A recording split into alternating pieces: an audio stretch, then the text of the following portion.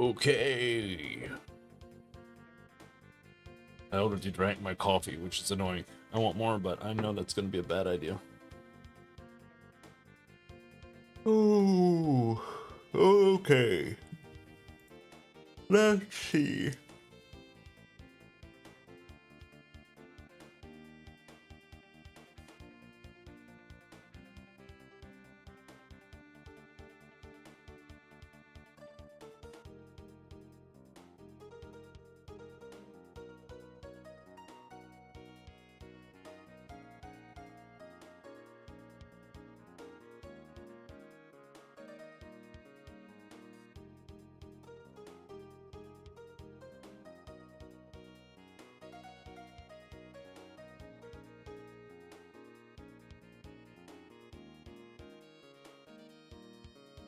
Oh, where did we leave off?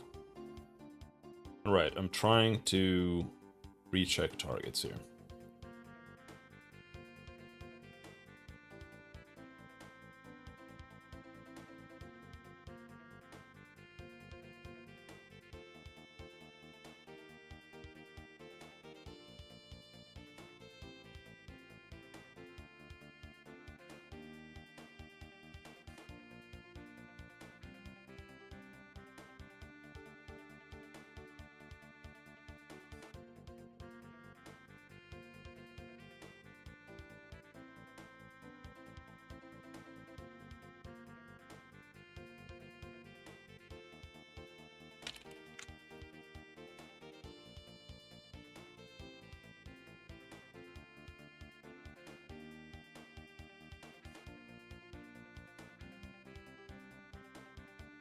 Mm-hmm. Oh, there.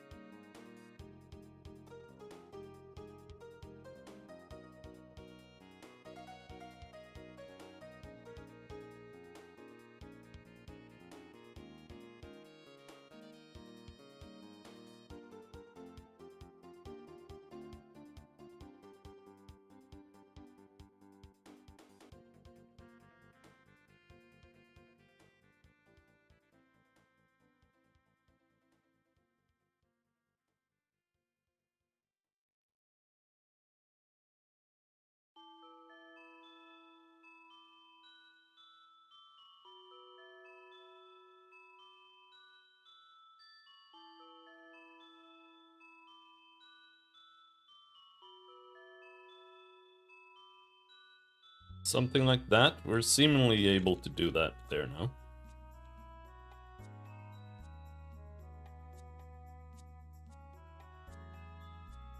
And I think that should be it.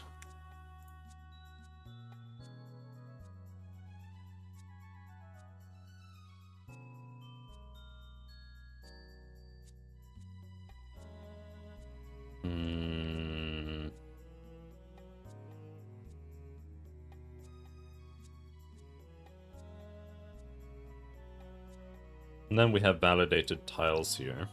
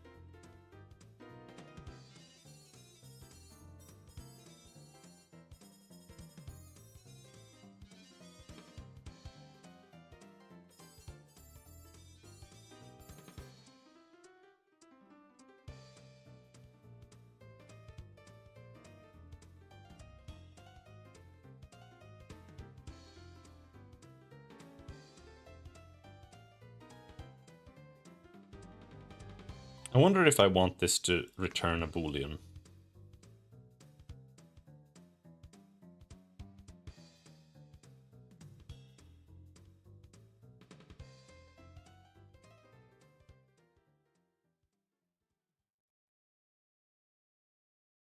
Hmm.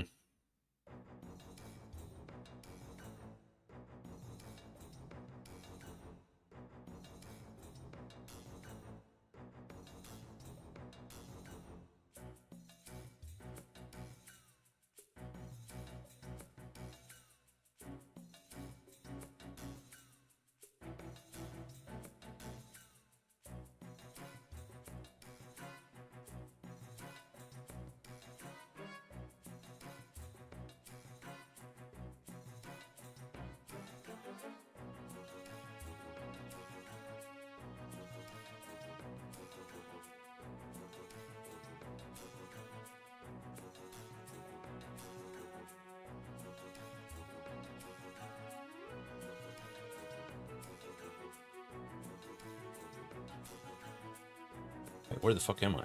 Generate path result. No, no, no, no.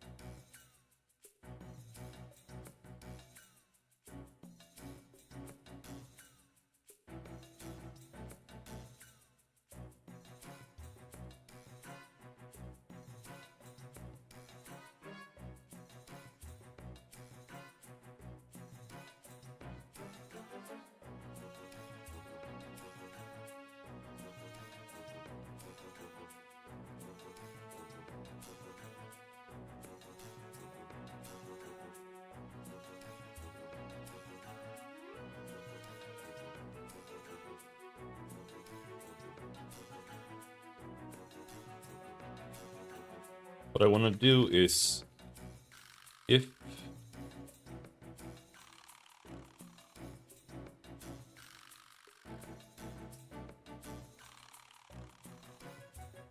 it's just like the max distance.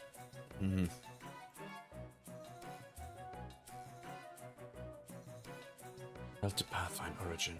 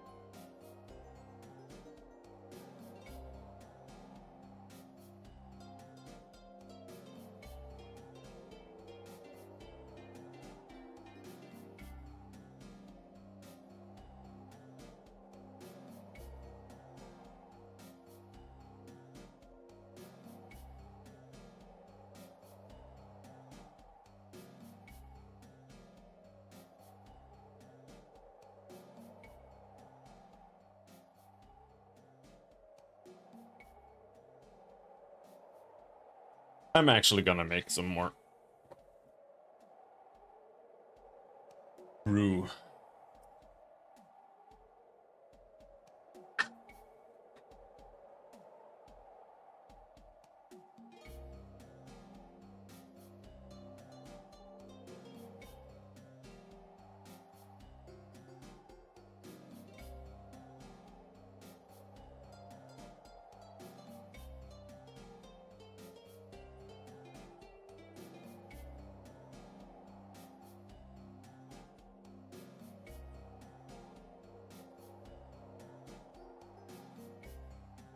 Alright, this one's good.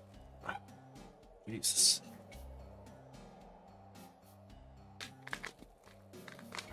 It's the pineapple that's gonna carry it. If it's good at all.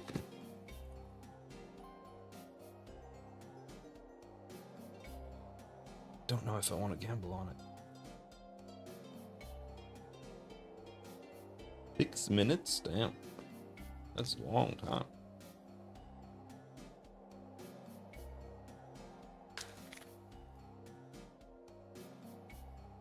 Tastes, it smells very sharp. It's the mint, I think. Green rooibos. It's ingefära.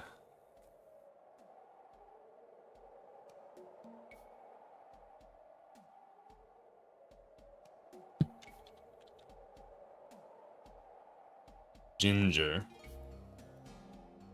Pineapple. Rosemary. Mint. Orange peels. What is that called? Dragon fruit? Pomegranate. Pomegranate flowers. Orange flowers aroma.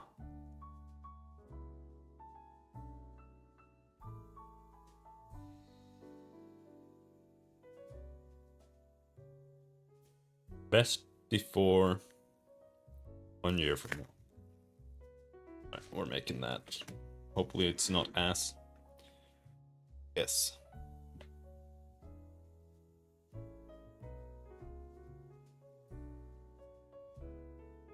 Hopefully I can figure something out today. My brain is a bit frizzled this week.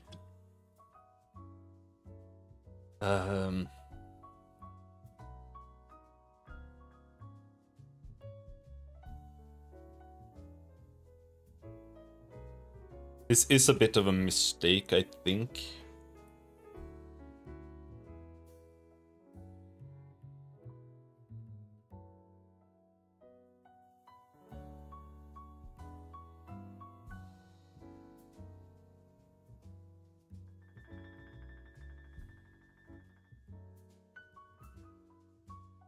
So I'm trying to reuse the code as much as possible.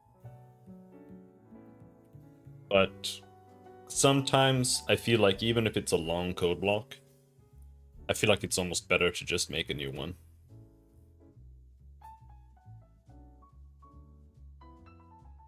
And then figure out how to combine them later.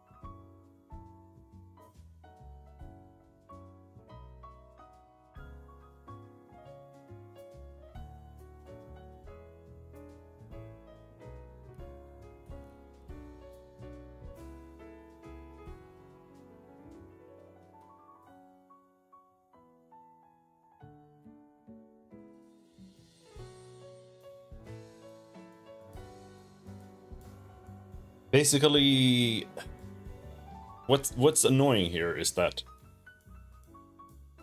because this comes from another source,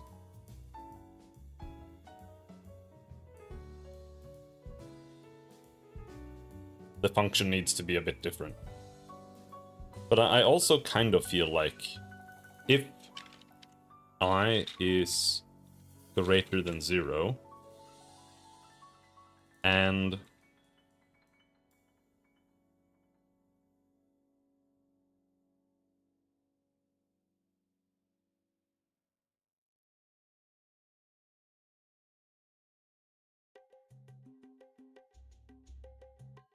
this needs a boolean.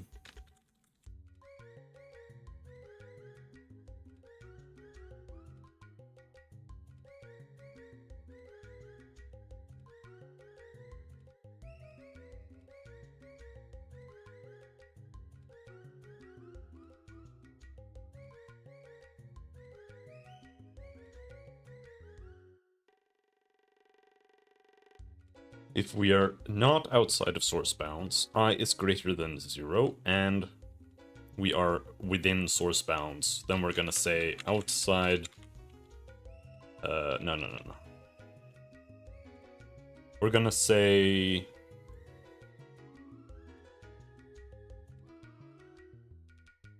Hello, Abdullah, how's it going?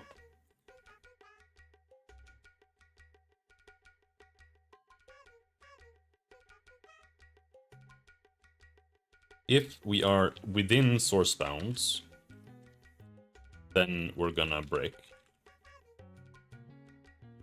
Else, we are going to say outside of source bounds was true. And then we're just gonna... We're not gonna continue, but we are going to just continue.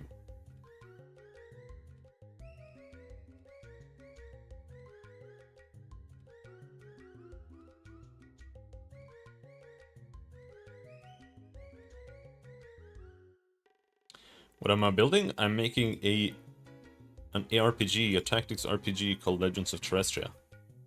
Right now I'm working on pathfinding. Well, it's not pathfinding, it's targeting. I'm trying to implement ways to cast lines and stuff in order to check for line of sight, and also to like confirm the targeting and stuff like that. For example, if a spell has cast time and then when the spell goes off, we have to reconfirm that the target is still within range, within line of sight and all of that.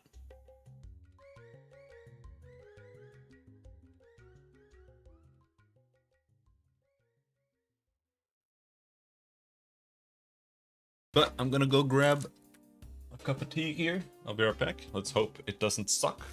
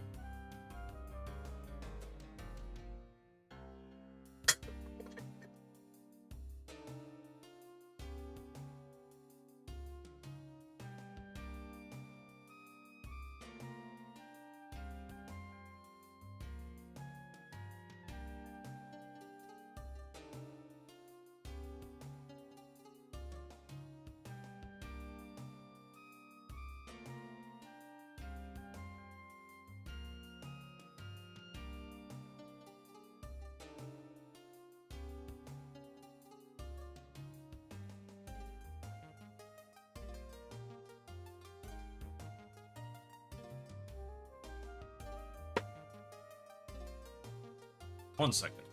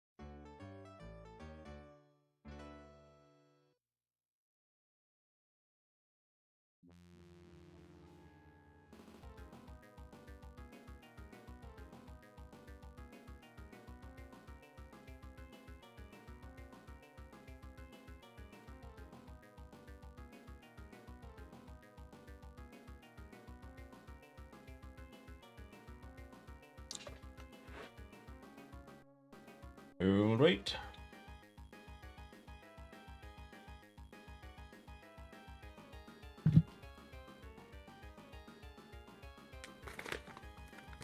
I think this should be true in every case, pretty much. Because we should always only draw lines from the center.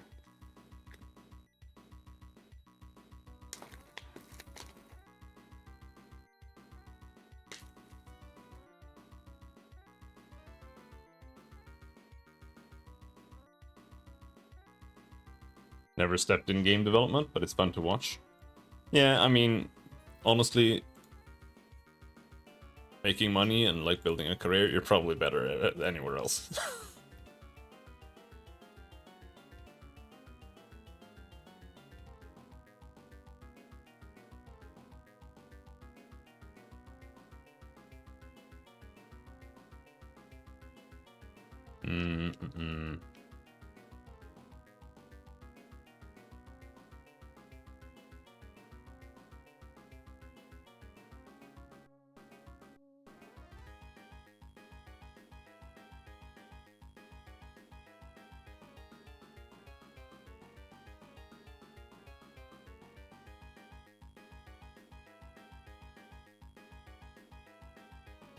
All right, what am I doing? So,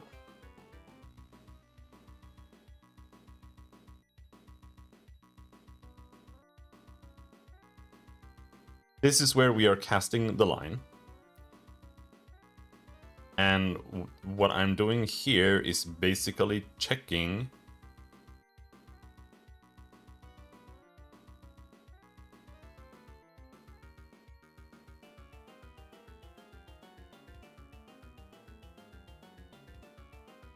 that we're not stepping through ourselves, because the way it works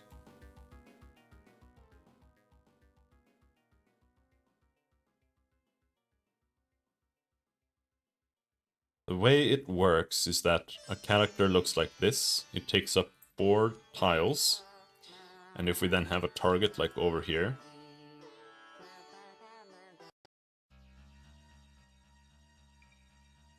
we then have to cast a line, right? It's probably casting from the center. So just casting like this is fine. It's gonna step through it like this, zigzag, zigzag. Like this until it finds it. But I have to cast from every tile. So we're gonna check from there. We're gonna check from here. We're gonna check from here. And we're gonna check from here.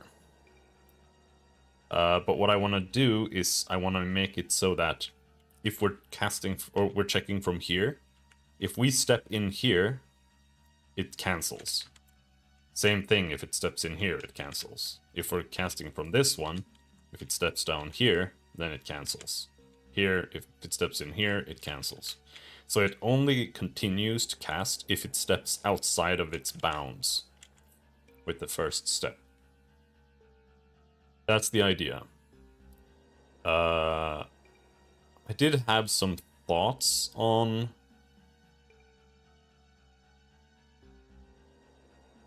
how the range might be.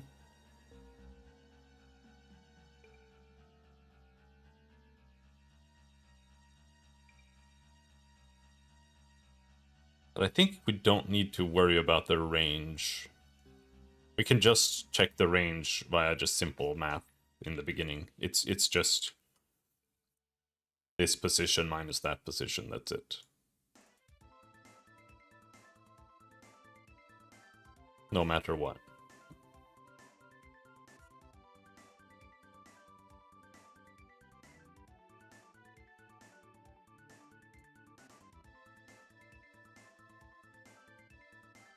Yeah, okay.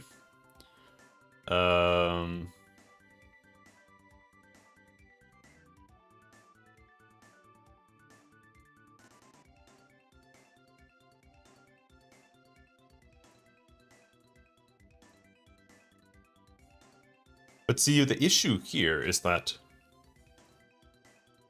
here we're using validated tiles. I'm gonna do this. Validated tiles. Where is that? Here. I'm going to write this so that it can be null.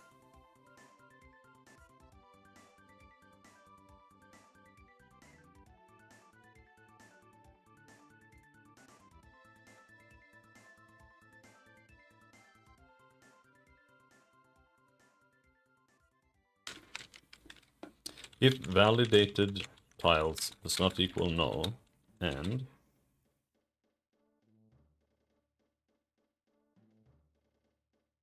if validated tiles does not equal null, then we'll add to that.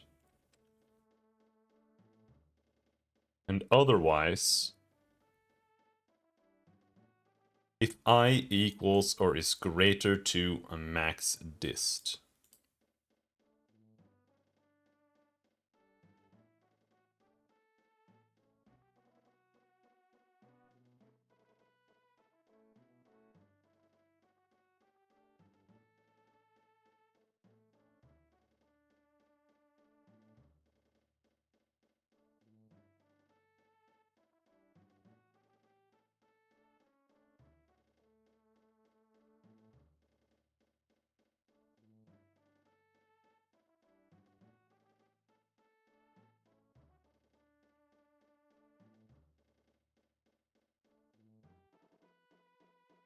Cool, checking range.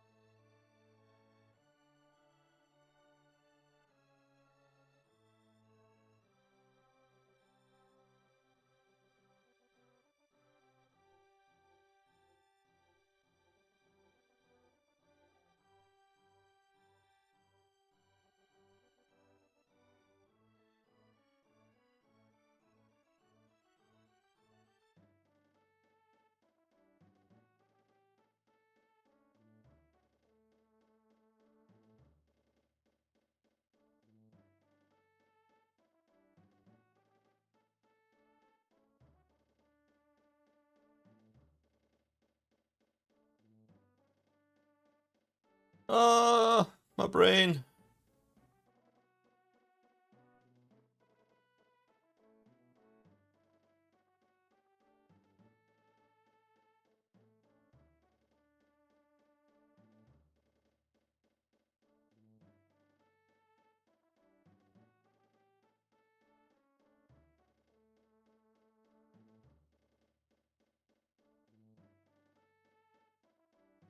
But yeah, I do think we want this to return a boolean.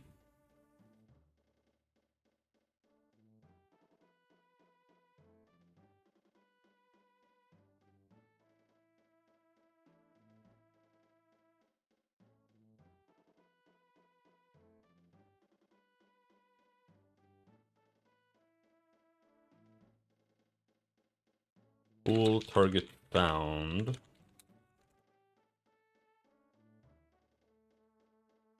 Then we go down here and we say if target found,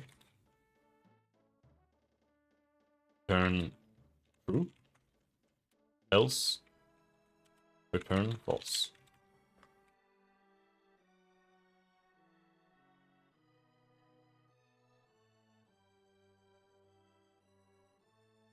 And then here we're gonna say target found.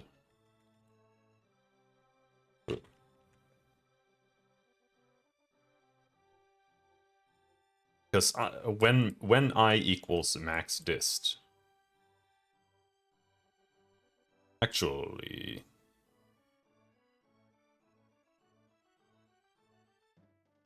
yeah, I think when I equals max dist,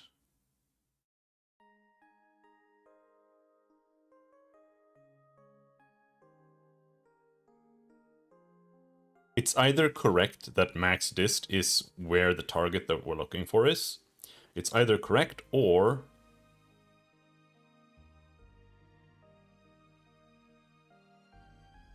it's like -1 or something.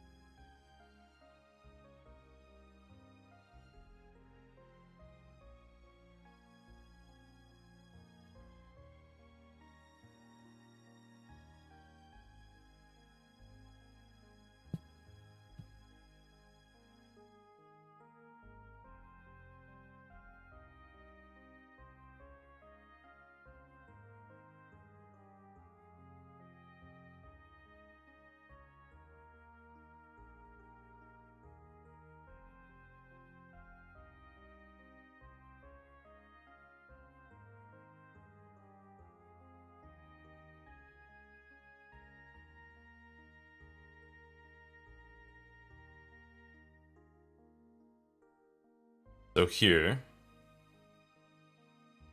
bool target found equals false. Target found equals checkline collision. If target found, then break.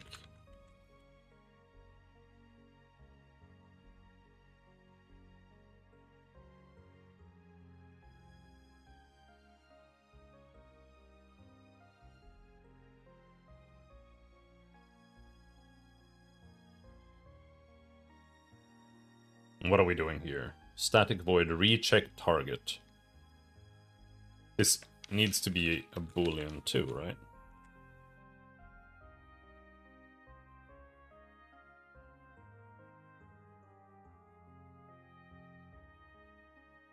I mean, I don't think we really need to do anything. We can just say if target found, return true. Else, return false. That's it.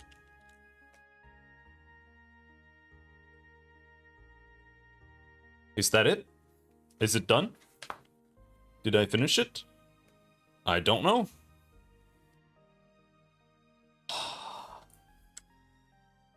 Didn't implement it anywhere, so I don't know what the hell is happening. I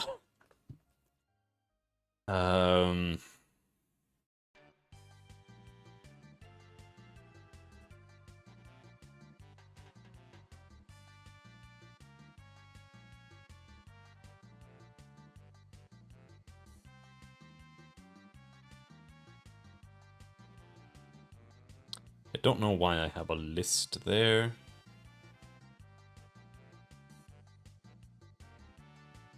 This is unused.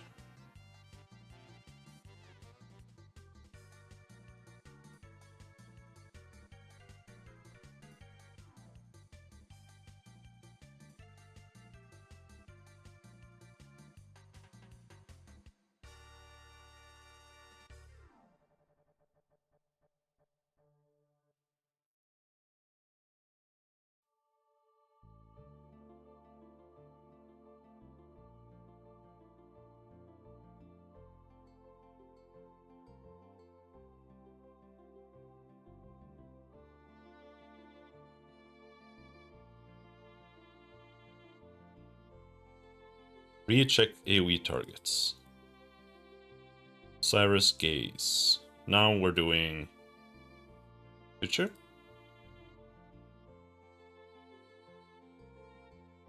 Rechecking that here. But this is for an AoE effect. For the AoE, it'll go off even if there are no targets. It's just we have to recheck if there are any targets. And for a single target spell, we have to recheck before the effect triggers, which means it's in the execute spell of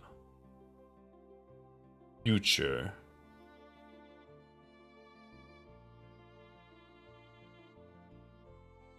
Here.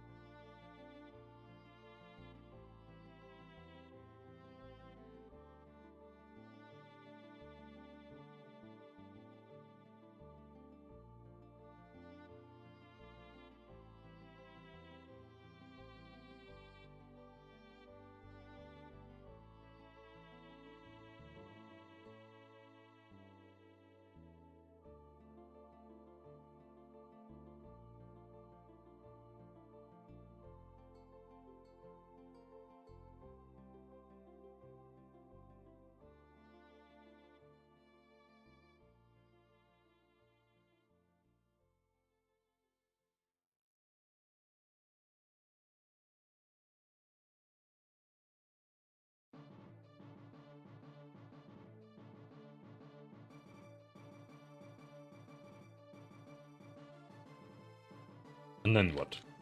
If target is valid is false,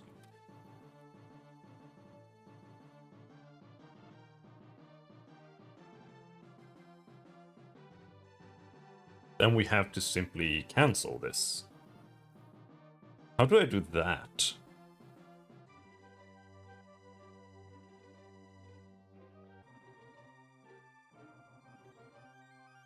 How do I cancel the spell? I think it's kind of just has ended equals true, return. Something like that.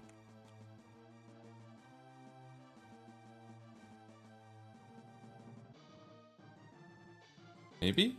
I'm not sure. Alright, what about my tea? Let's check out my new tea. Is it shit?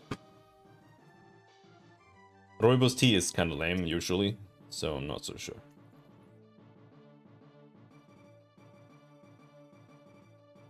I haven't had a green Rooibos though.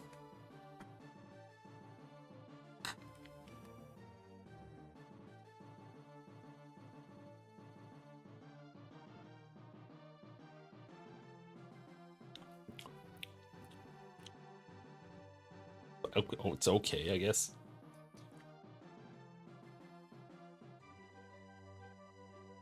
But I'm starting to feel like almost any tea that isn't black tea based is just kind of lame usually.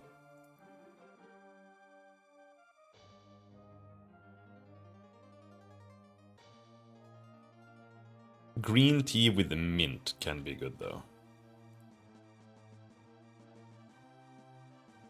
Also, what's the spearmint? Is the spearmint I bought?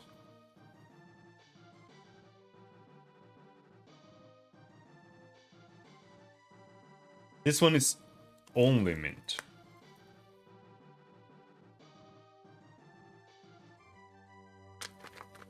Nothing else.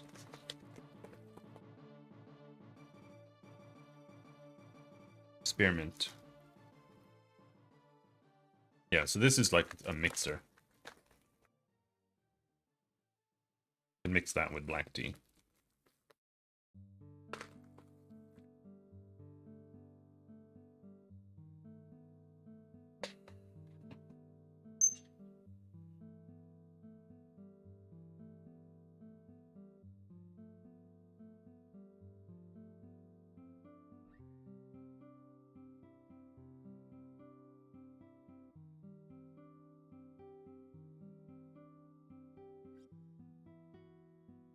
First we cast the spell. It works. And then we... let's see. Super fast, so... we'll have to go there. Cast it. Run away.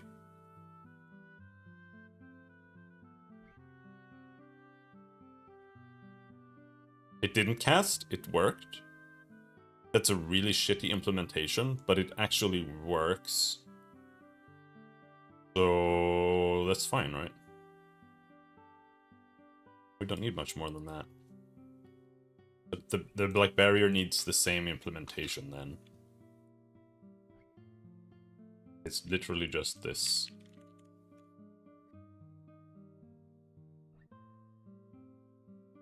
Barrier spell.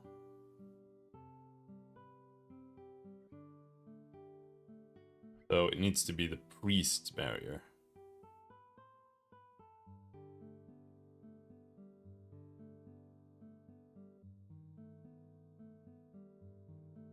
There.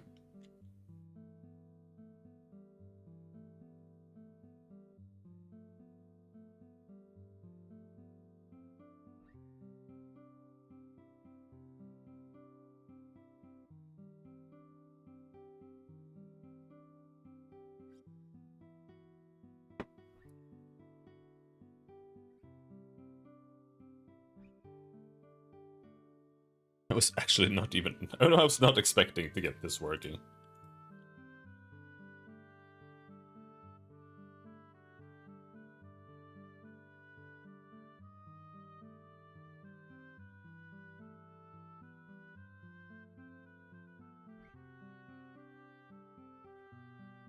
But now we have to do some edge case testing.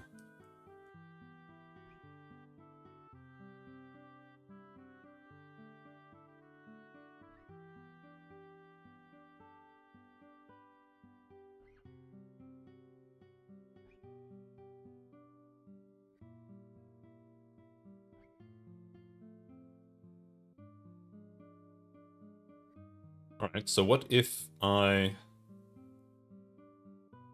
cast it on Rhea? Oh, whoops.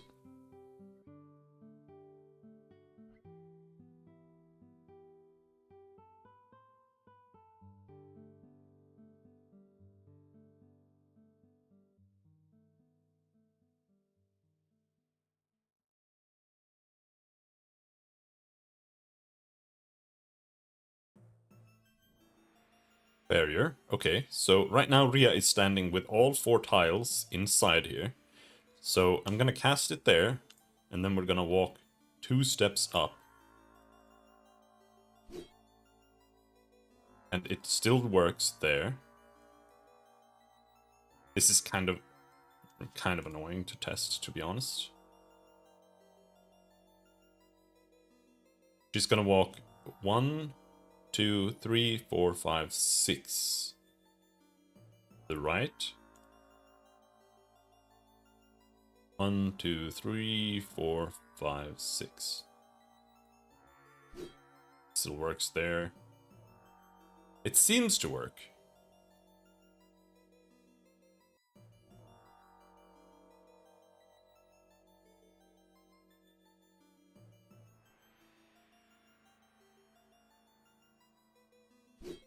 What if...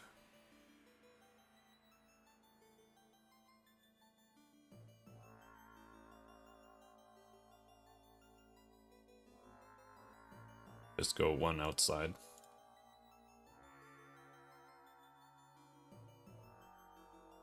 Doesn't work. Alright. I think that's good.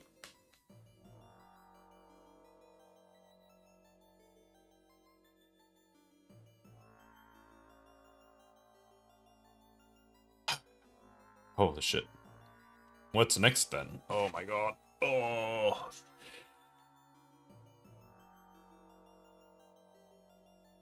I'll be right back.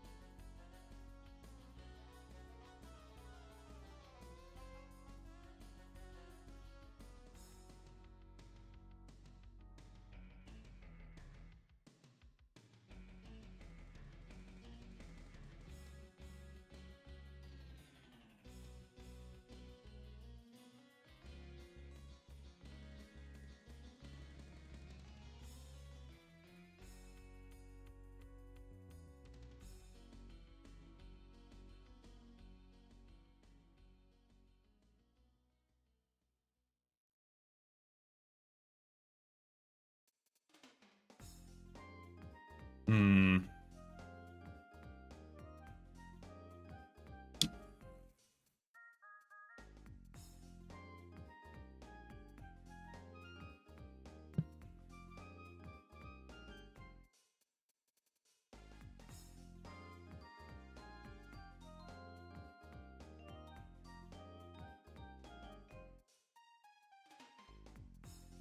What do we do now?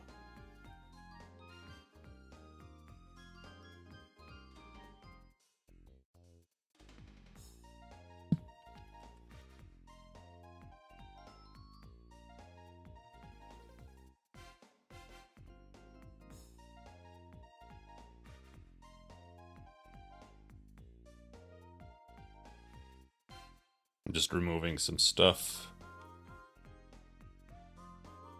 from my to-do list to my done list.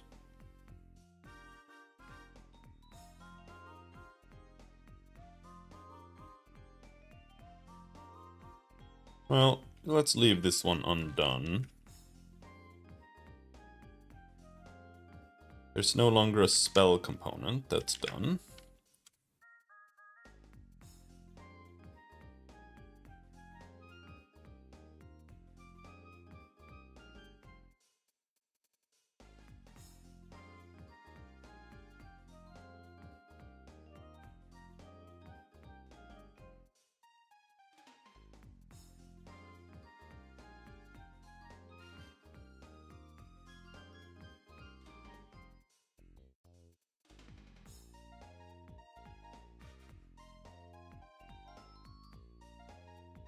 There are still difficult things that we need to implement.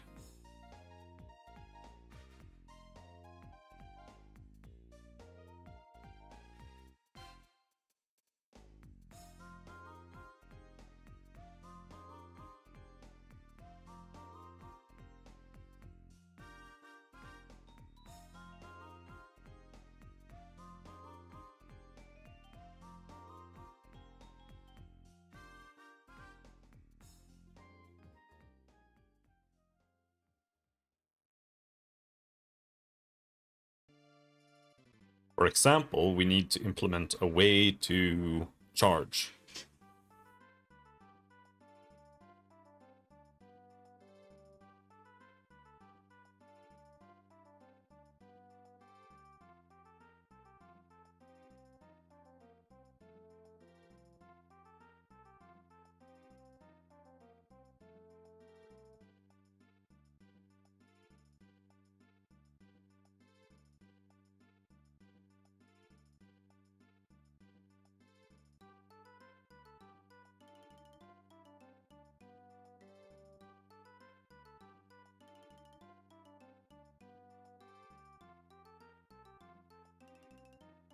The charge might not be that big of a deal, actually. I think what's gonna suck is potentially doing, like, movement, like moving objects.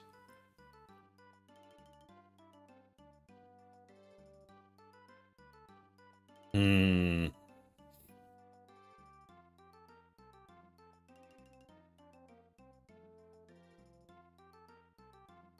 But maybe not necessarily.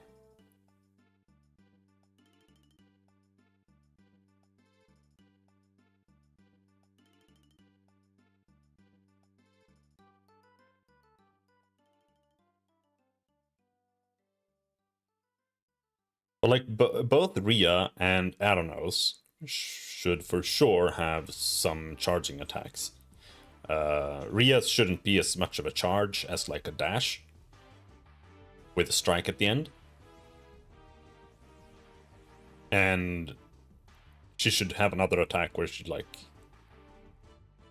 leaps back with a slash maybe.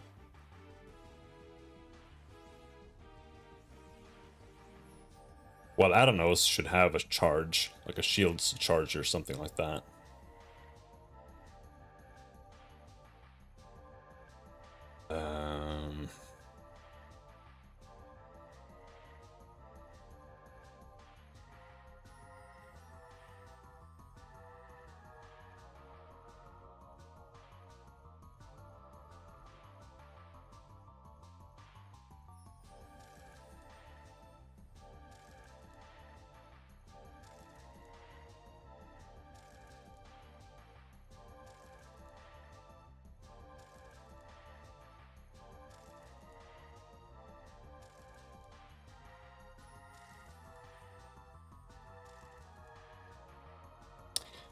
But it is going to be kind of tough to implement. Because it needs to show a preview where Rhea will end up. There's also a question of, like, should she always move back a certain distance? I think it should be a certain distance, but it's like up to a certain distance? Or should it be a fixed distance that she always moves to? I think it should be a fixed distance. If she can't move there, she can't use the ability.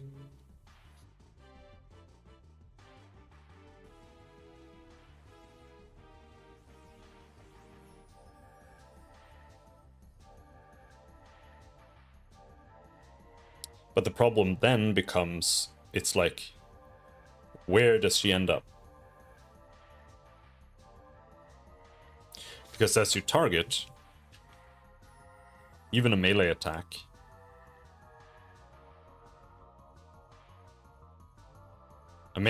can be targeted diagonally.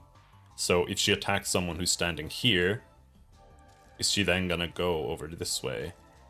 Like, she should go the opposite direction of where she's targeting, so probably.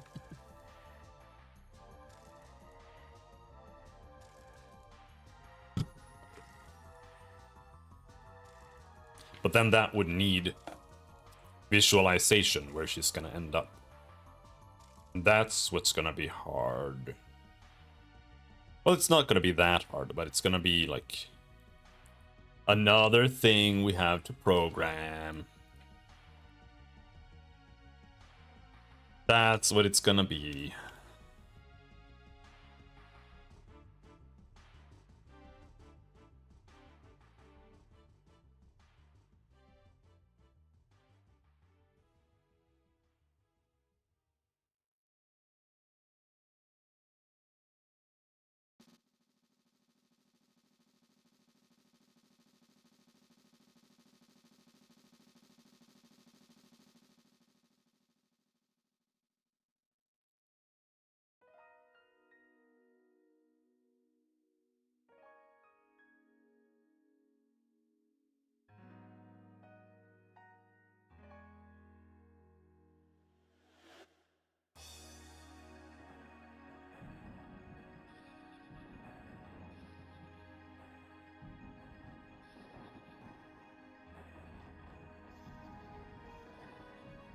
Hey George, how's it going?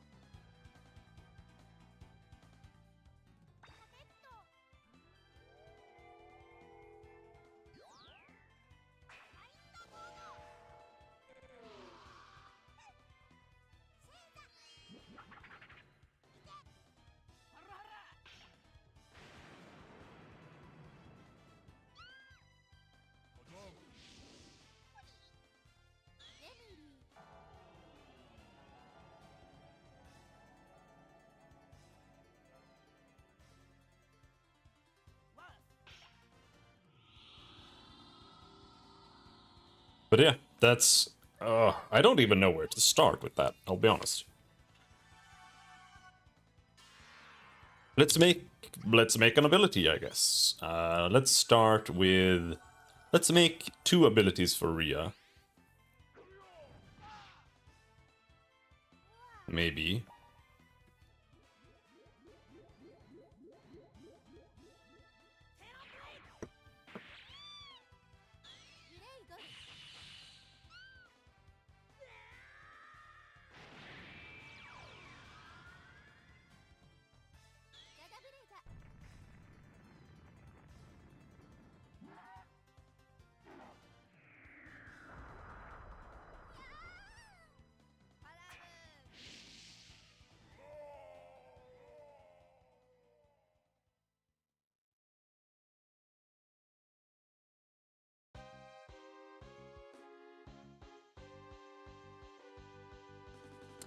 Here we have an attack called Lunge already. Overhead slash. Well, I don't have it, but it's kind of there. So let's call it Lunge.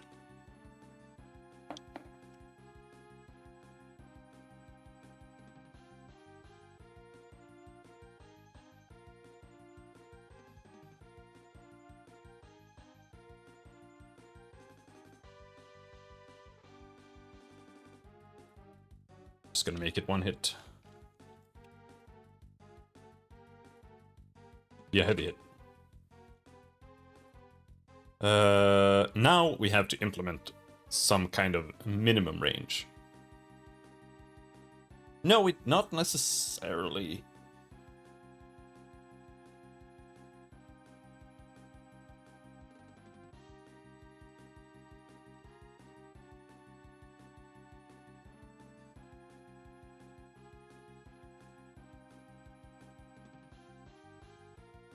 Got a hit. So what do we say? We int range damage bonus equals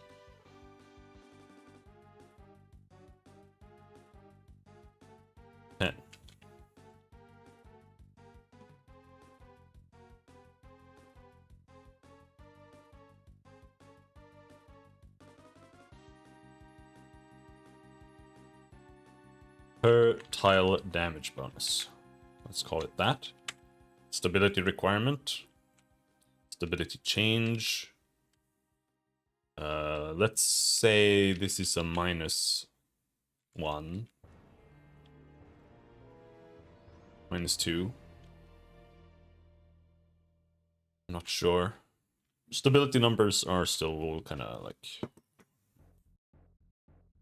Don't know what to do with them.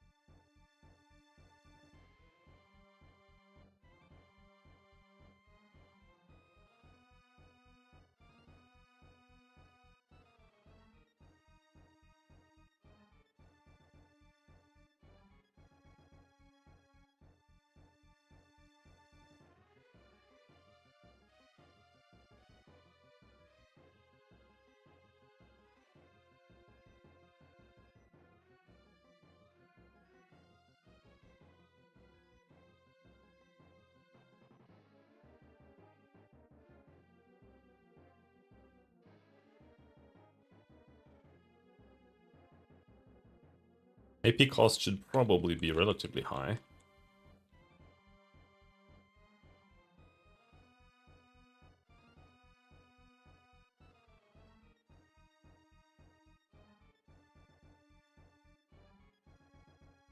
Range.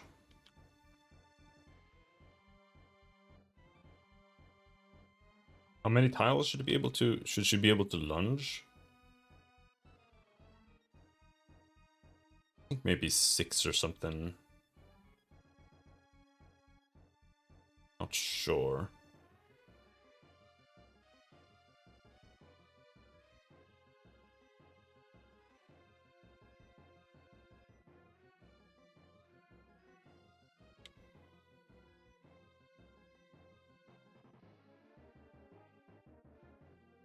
Because I feel like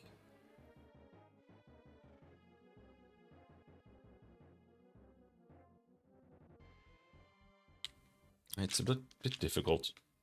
Because I feel like the range is a little tricky here, because when she's lunging to attack, she wouldn't really necessarily want to like lunge into point blank range. She would want to lunge more or less at maximum range, so she can strike without positioning herself poorly. So that's what I'm thinking, that when when we reposition her, it should be like 2 tiles away from the maximum range or something.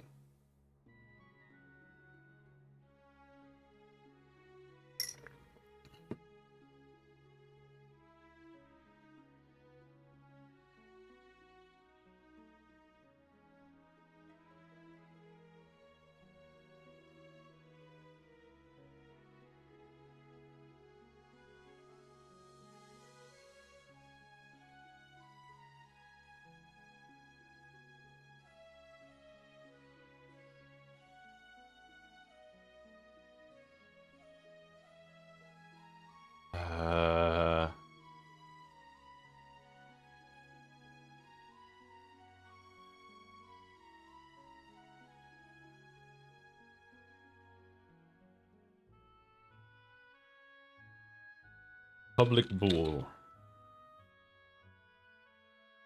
Has stealth movement component equals false. Public bool.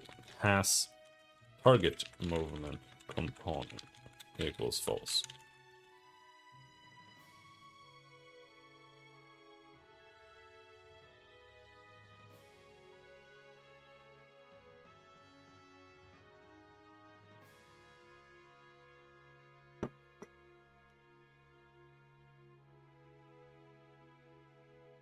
As self movement component equals true.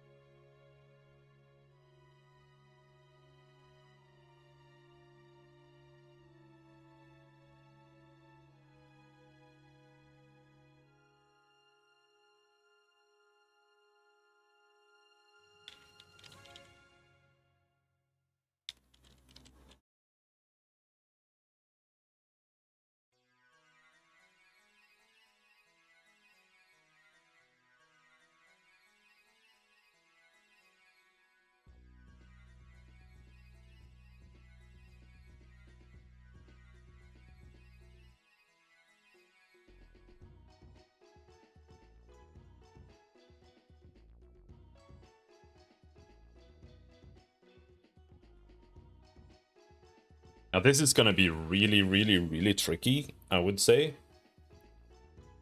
Because there has to be rules. Like, each movement skill needs to have rules that say, where are we going to end up? And how do I do that? How do I implement that?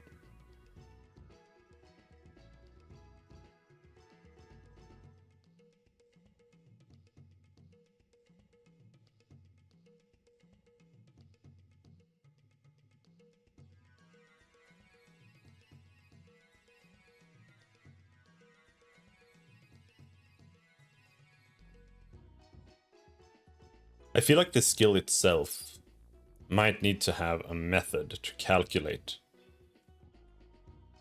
where the position would be based on where we're currently aiming and where the character is.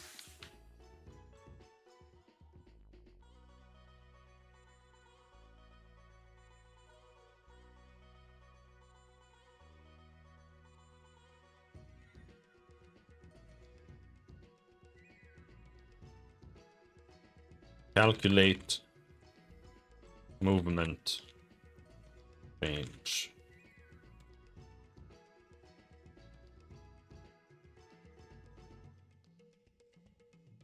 And that needs to take an LOT, well, main controller, LOT object, base object, LOT object, target object,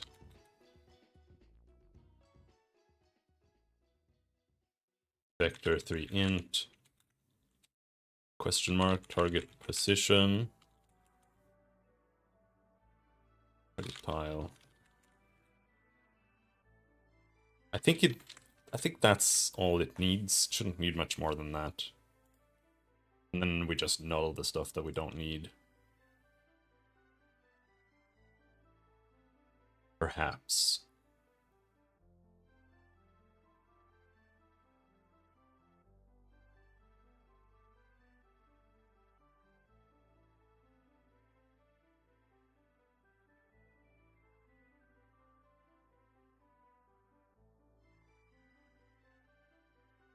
And then we have end behavior there. End of lunge. Then here we need public override void calculate movement change.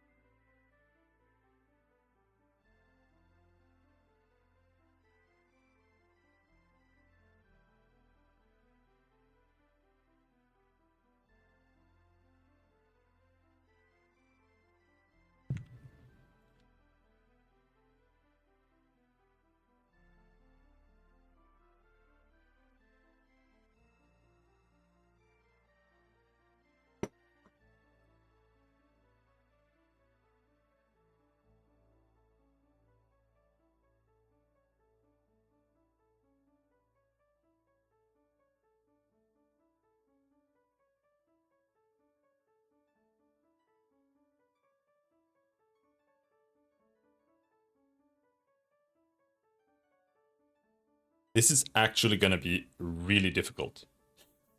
I think. I think I have to write an entirely new line casting algorithm for this, maybe. I'm not sure.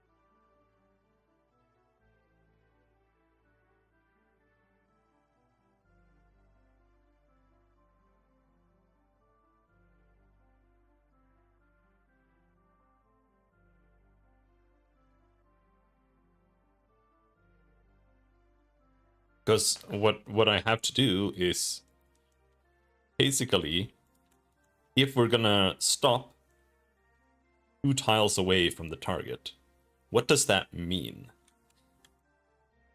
What it means is that I have to pathbind to the target, I would say from the bottom left tile.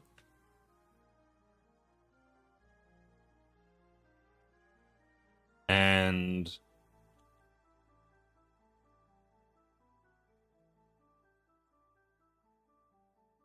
but it's from the bottom left tile to the closest tile. But that's not true either. So it's no. All we have to do is we have to find the target, and then we have to take 2 steps back in the line casting and say, yeah, this is where we end up. That's how it's gonna work.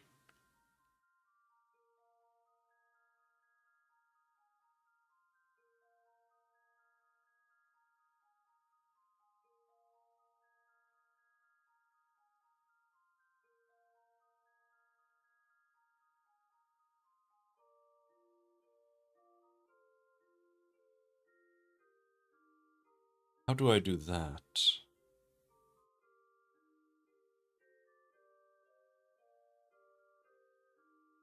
It could be baked into the current pathbinding, but that's only for this specific function. Otherwise,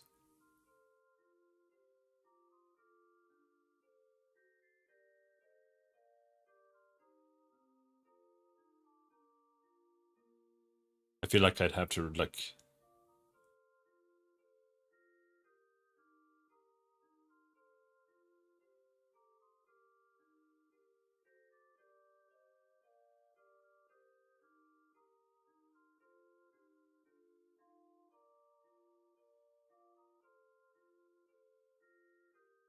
It actually has to be done...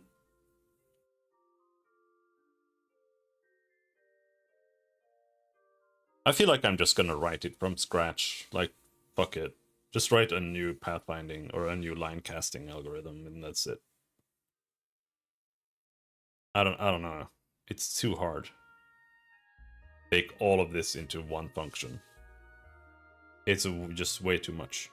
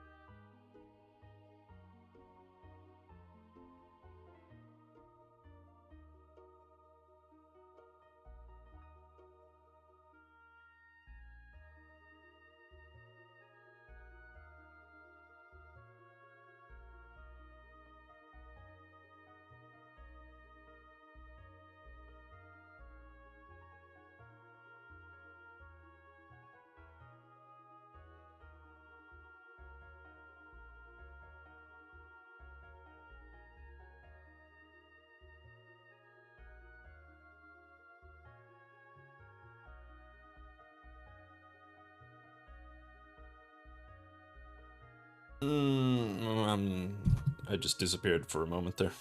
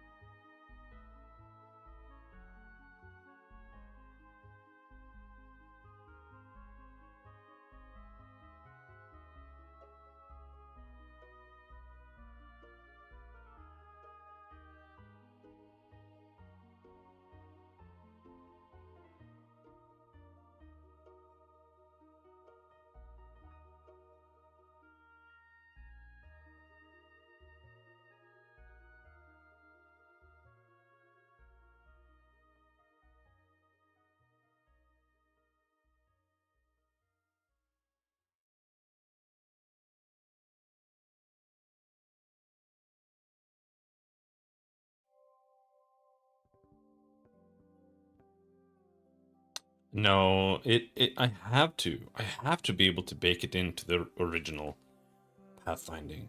Like, it's just gonna suck so much otherwise.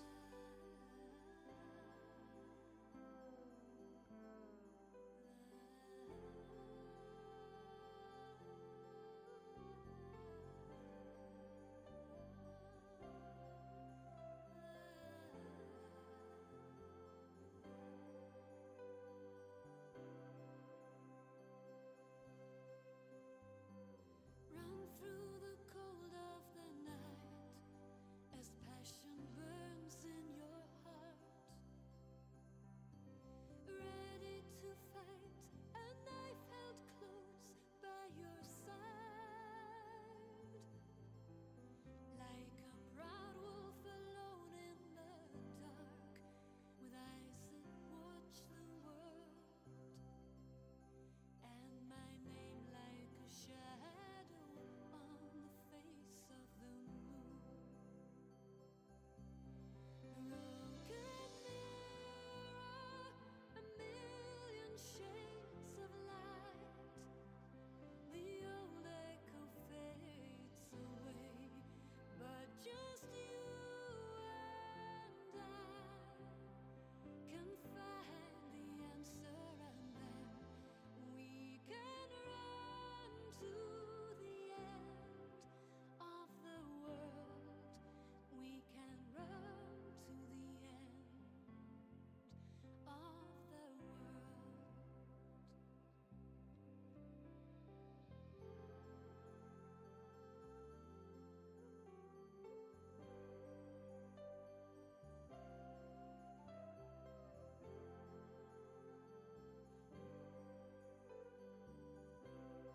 Damn. Cold fire clings to my heart in the blue of night. Torn by this pain, I paint your name in sound.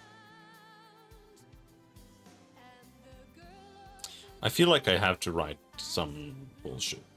and angel wings. The songs of the season are her only crown. I need to have like a struct. A million shades of light. The old echo fades away, but just you and Public struct. find the answer, and then we can run to the end What do we call it? of the world. We can run to the end Movement mod of the world. parameters.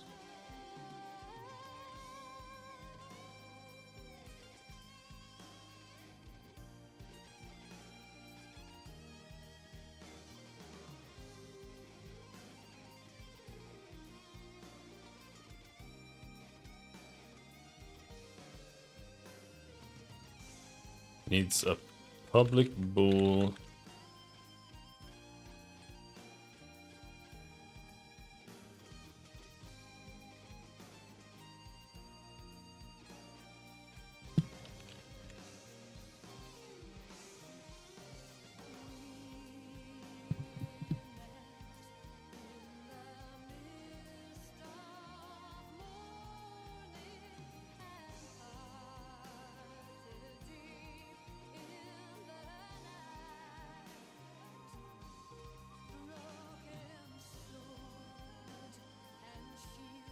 Relative position.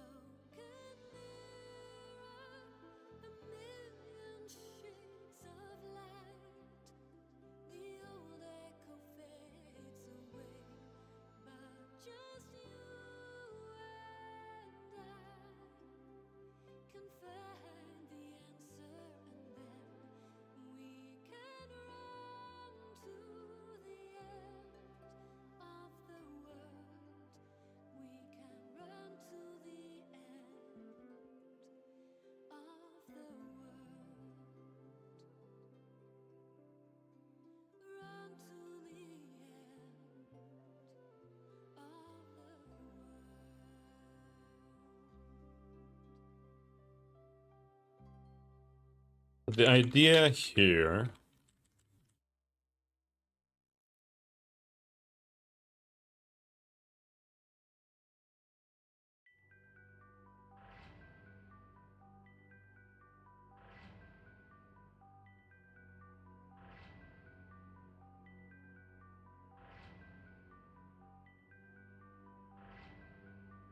is that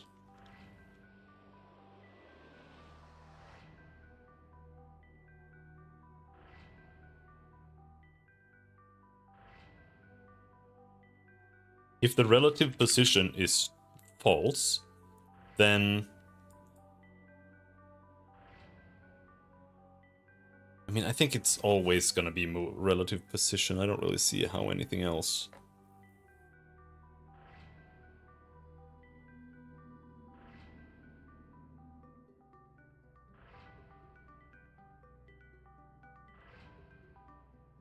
But the idea was that we use the movement vectors as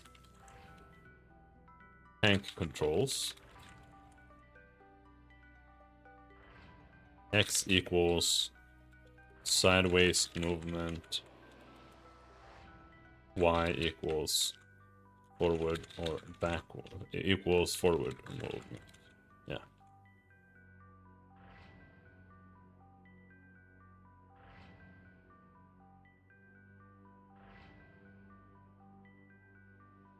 That's not true either.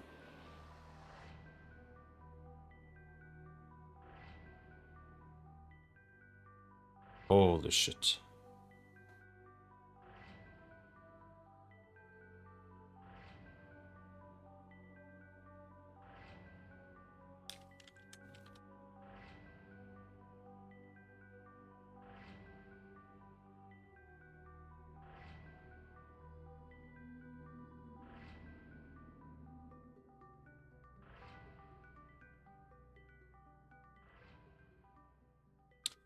Distance from target.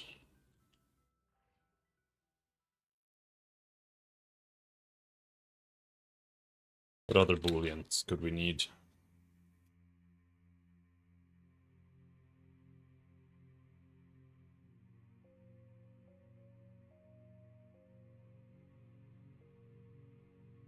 Distance from source. I think relative position and reversed might be unnecessary.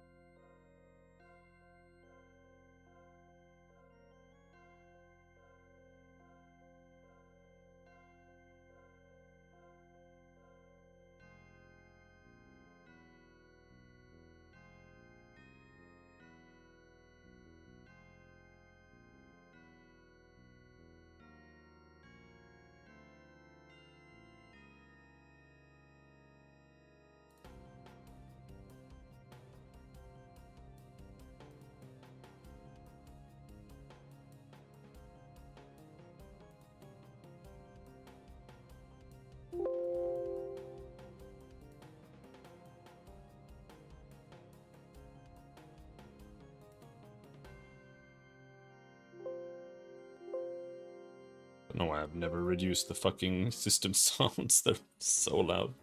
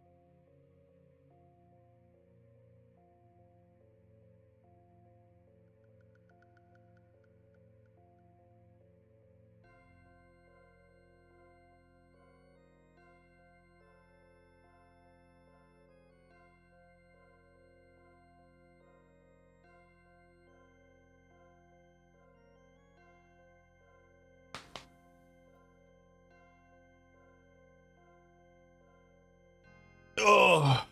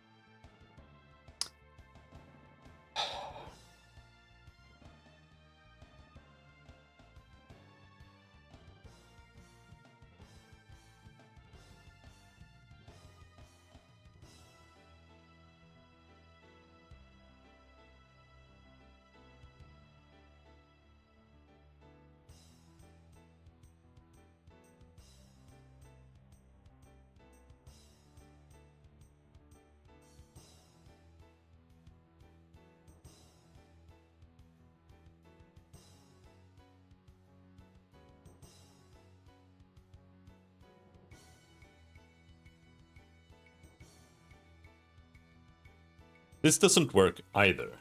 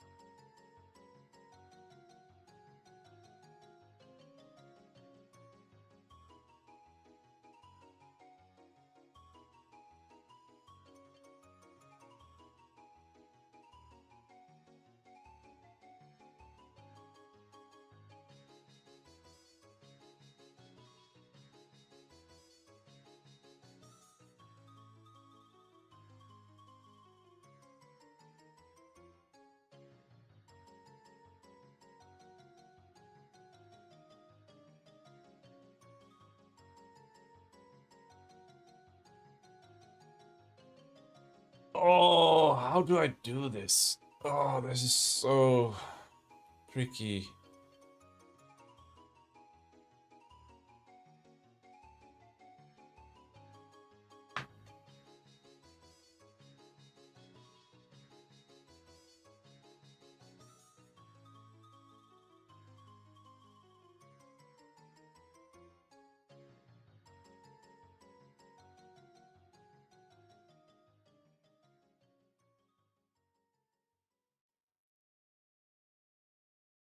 Because I basically...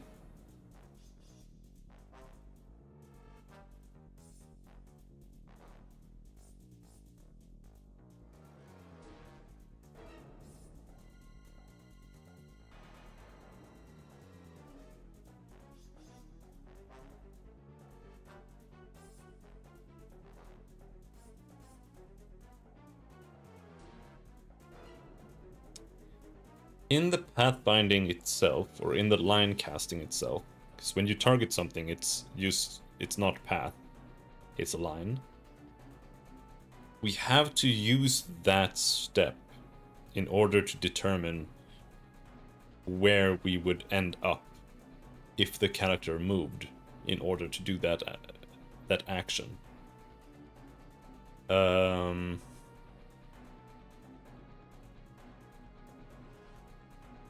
But at the same time, the action itself could move the character we're targeting. So the easy way to do this is to just do vertical and horizontal only. But I think we can do better than that.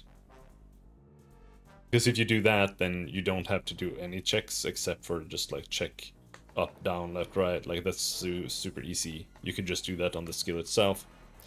But here I'd have to do it as we're targeting.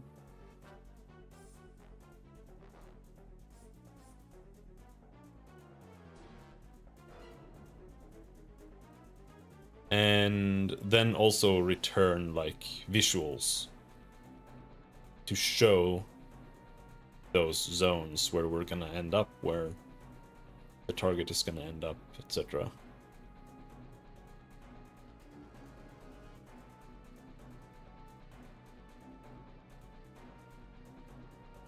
And doing that with this movement mod parameters,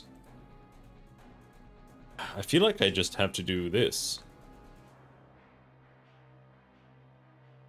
Source movement vector, target movement vector.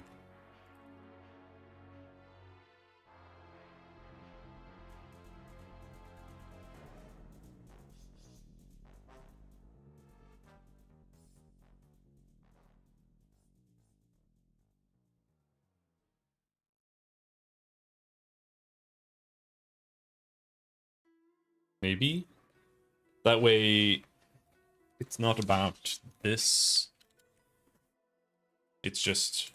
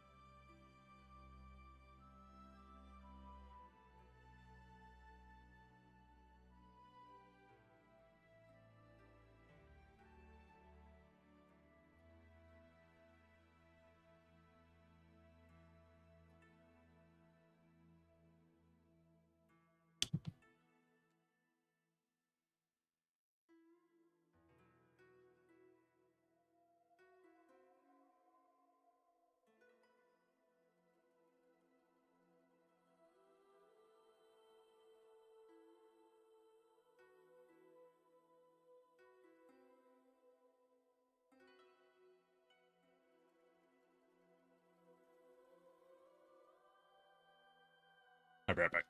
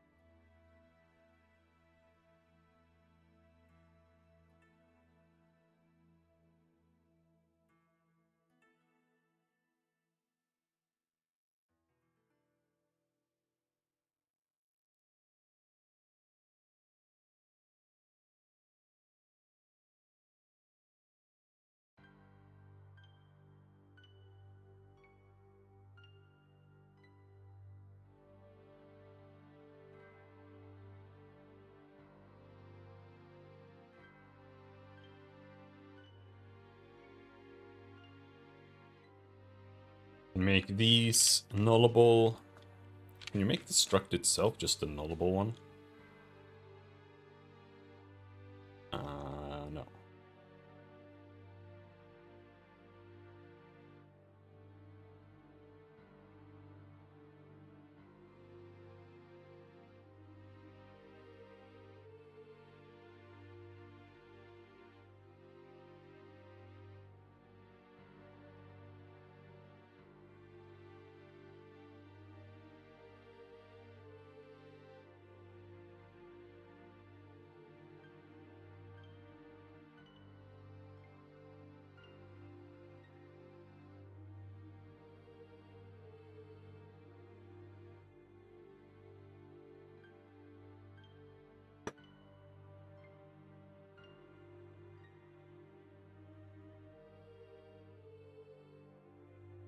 And then this is gonna be such ass to implement.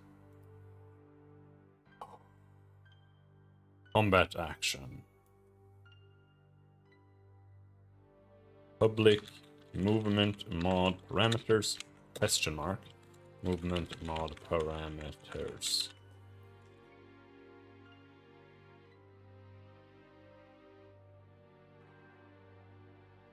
Then we go here, lunge, movement mod parameters equals new movement mod parameters.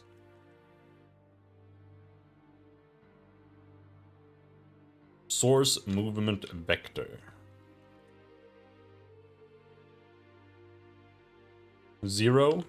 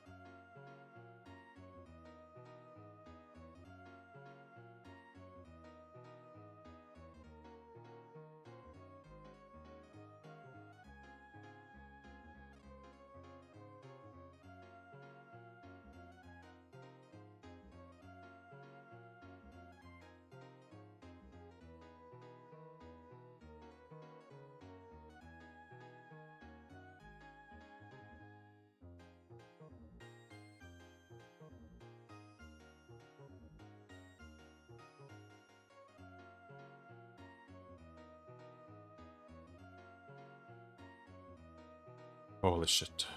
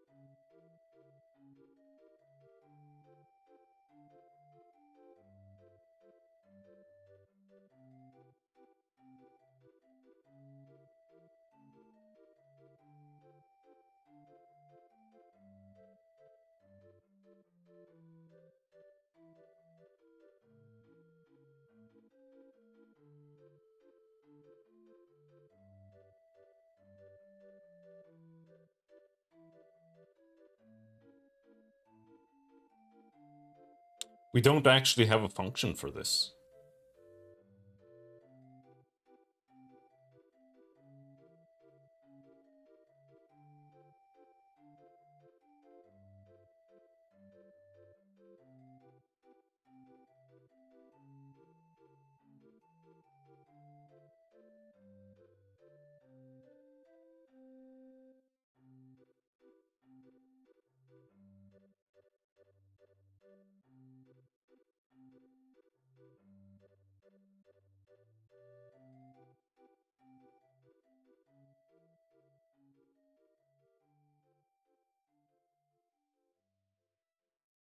So I'd need to write like I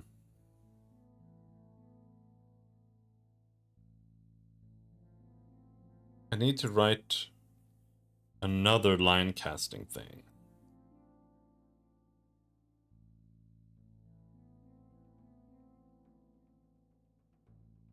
That I could write entirely just for that, I guess.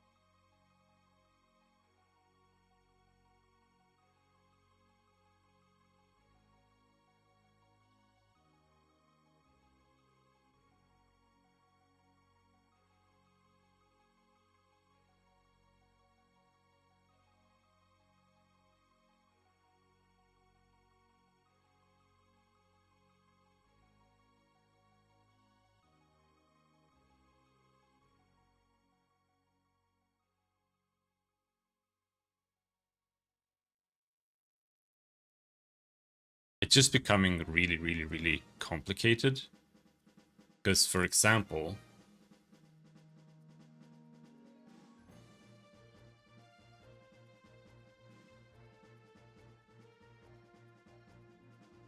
here we're checking validated tiles, right? But this isn't really what I'm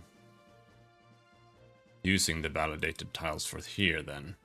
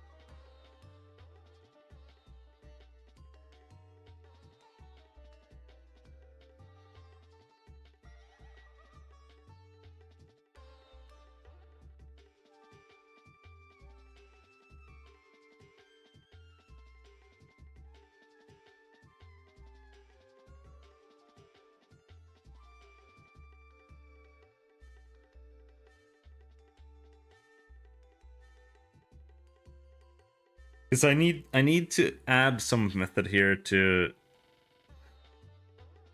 check for if we find the target, right? Like, if we find the target, is it just going to be this simple? If target found, right? Return true. If target found, then we have to say something like...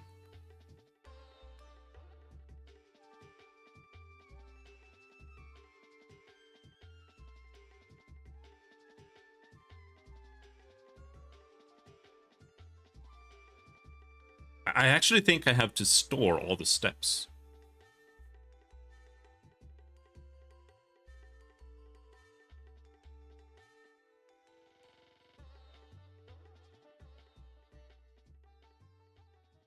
Kind of. Because it's like... if we're supposed to end up 2 tiles away, that means 2 combined x and y. So if it moves like 1x, 1y, that's 2. It's a range of 2. So what that means is that when we find the target, we have to return the position as...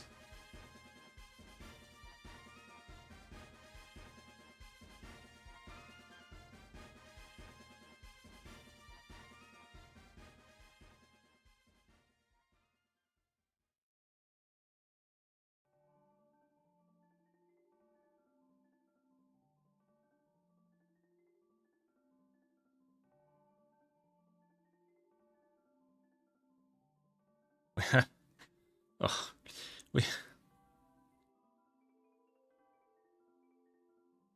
let's say we have an ability that does 2 things. It moves the caster and it moves the target. The caster is supposed to end up like 1 tile or whatever. Or even just like character size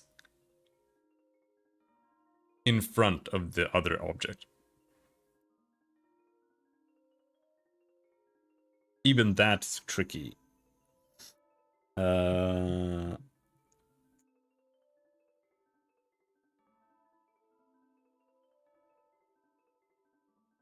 think that would always be correct. Oh.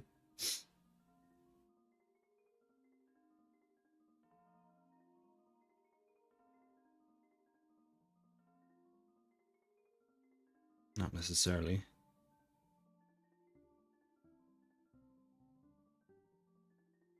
Okay. Without complicating it, let's say that the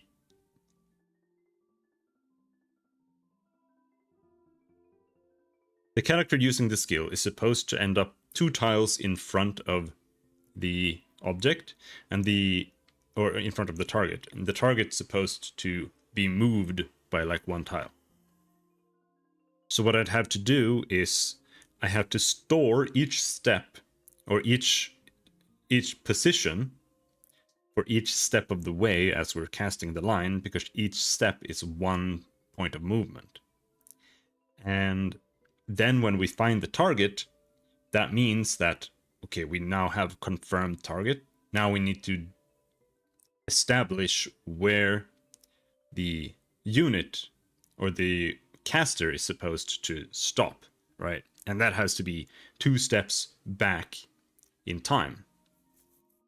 But then the target needs to end up 1 tile further, like further in time.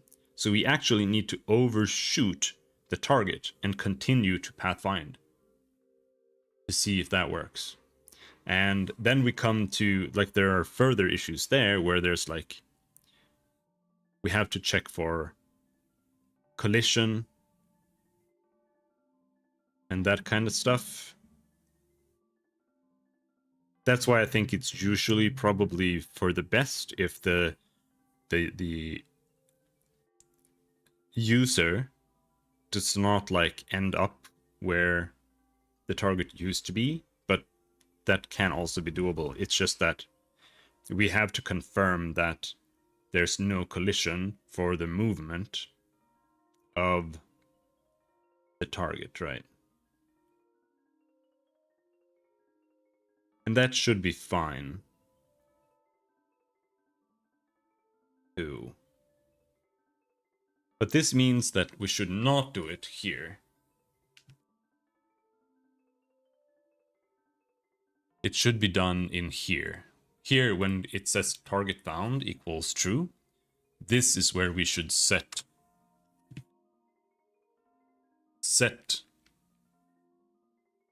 previous target.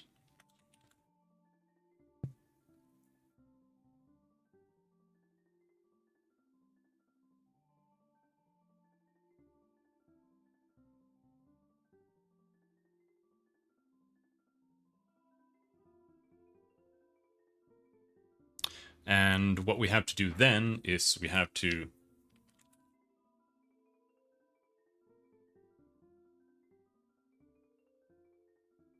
set I to 0 and max dist to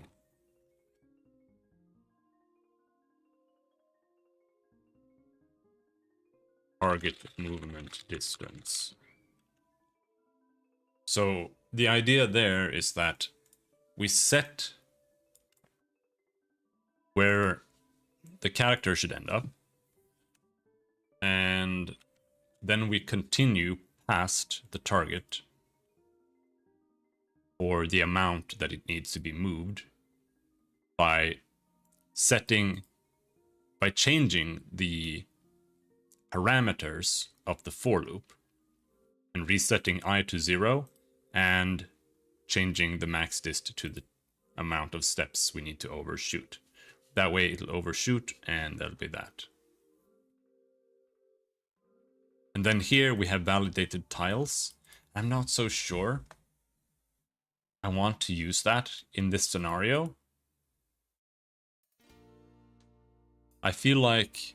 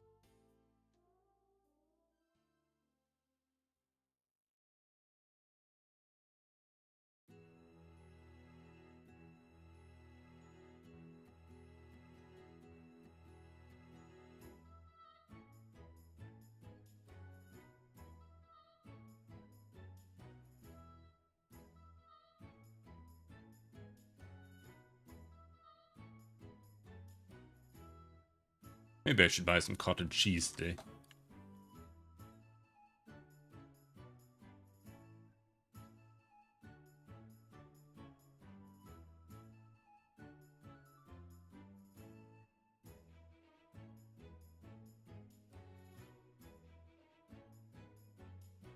Maybe I take a little break.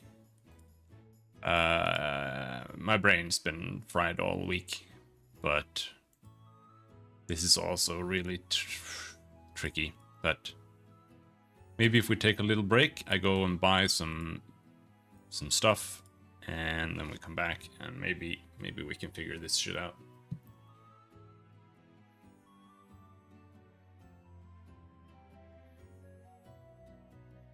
Because this should be it. It shouldn't honestly be much more than this. It's just it becomes more and more cumbersome every time you have to add niche functionality to the same function, right? And I think I might be overdoing it usually to the point where I just make things harder for myself, but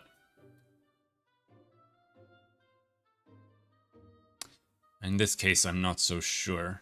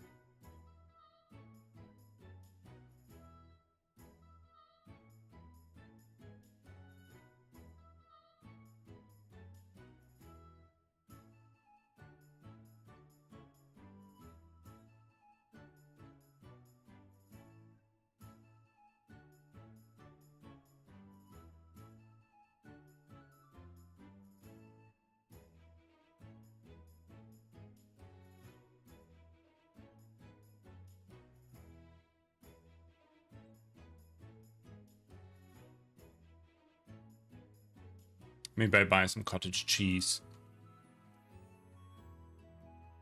Oh. I want to be done with this. See, the issue is making video games is really fun, but the fun part comes last.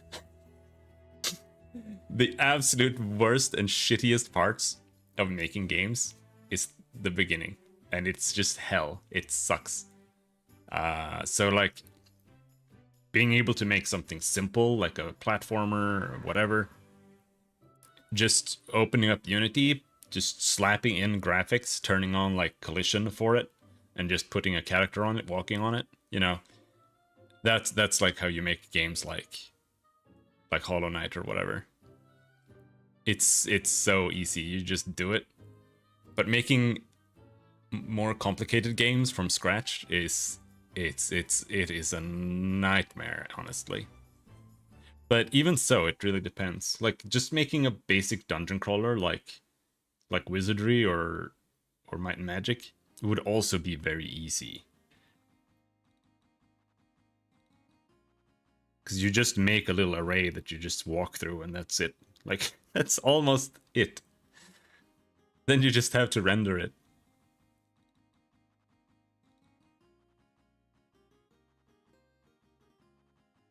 Hello, Raj Bardon. How's it going?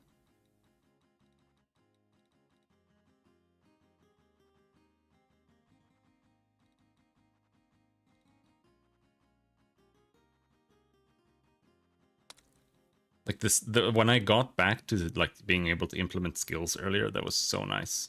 It was just so nice. It just worked.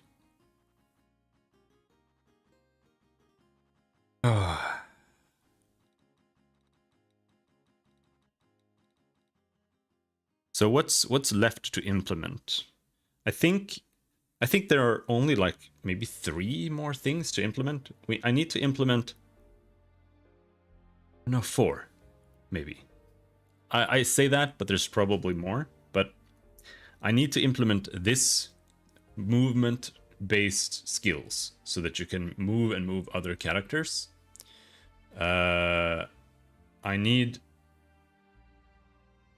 line-based targeting for like spells. Spells need to be able to go from target A to B and then just check based on a line thickness and pick up every target on the way.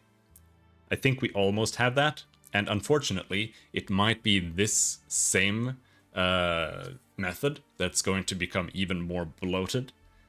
And then we need summons, and that includes summonable units and summonable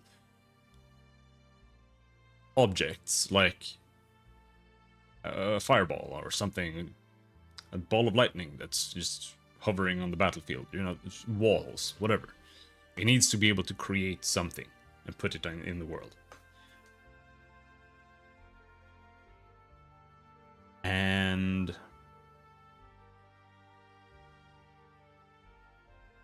what was the last thing I was thinking of? Don't even remember really. Oh yeah, I need to rework buffs. Like buffing and debuffing needs to be changed. Debuffs need to, I think they should be like method based. They should be like little classes, I think, with methods that you run on demand, I think.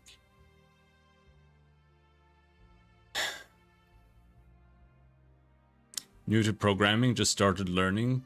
Can you suggest me anything to improve my skills? Not really. Just find some code along projects on YouTube and follow along. Then go from there.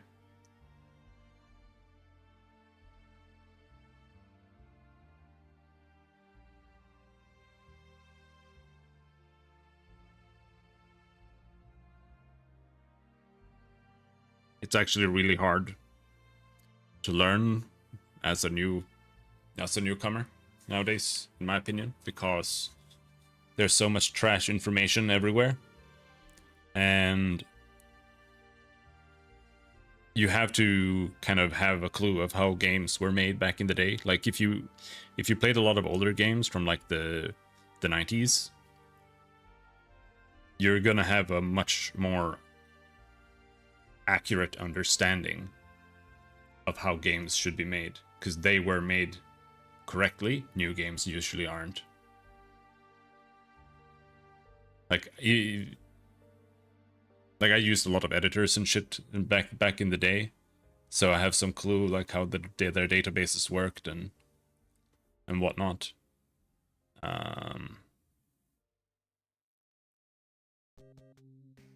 But modern developers do make very basic mistakes, use shortcuts, do like string-based searches and stuff like that just to find objects.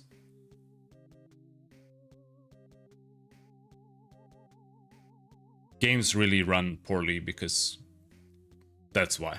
Because programmers don't know what they're doing.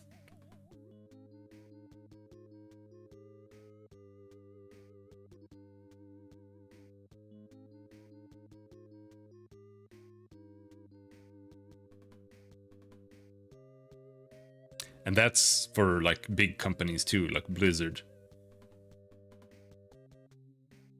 Like somehow like other people's stashes somehow like affected the player. Like how does that even happen? Like I don't even know. Anyway, I'm gonna go for a short break to the grocery store. I'll be back in like 30 minutes. I'm just gonna leave the stream open as usual, and I'll be back soon. Hopefully with a few more brain cells remaining. Yep, see you soon.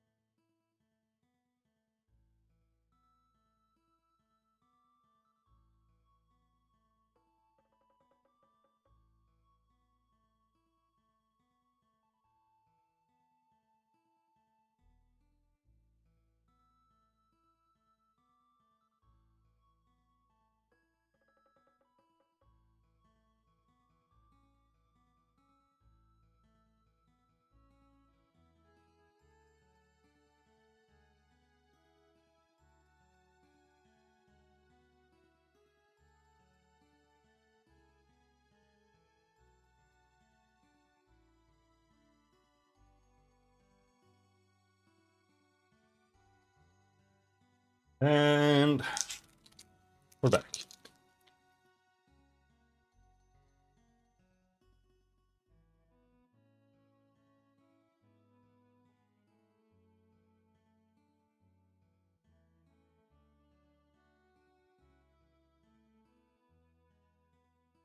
We're back.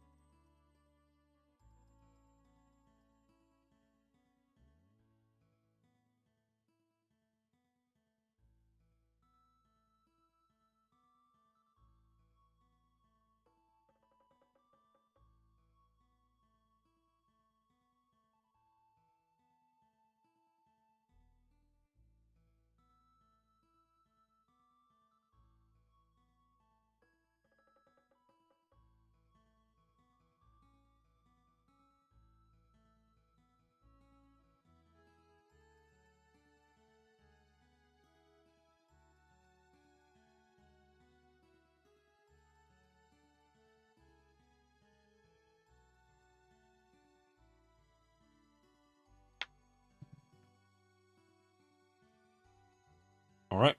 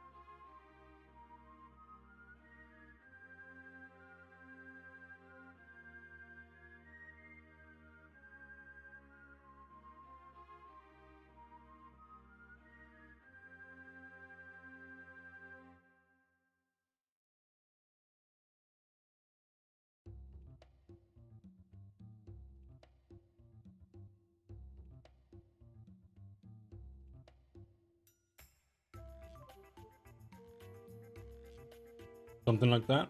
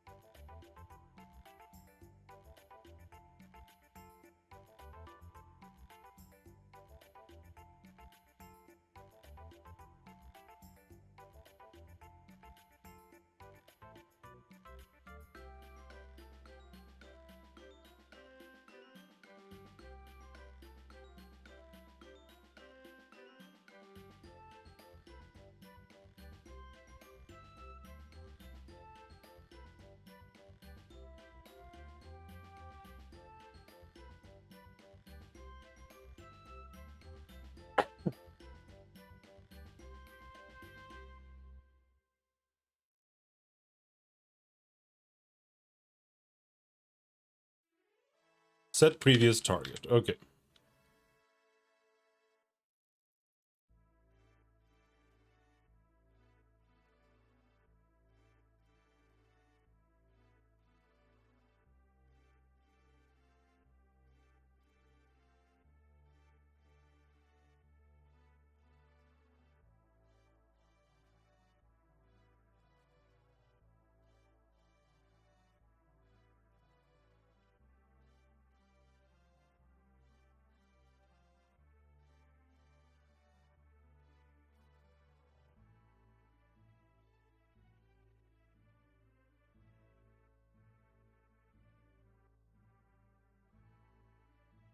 Like that.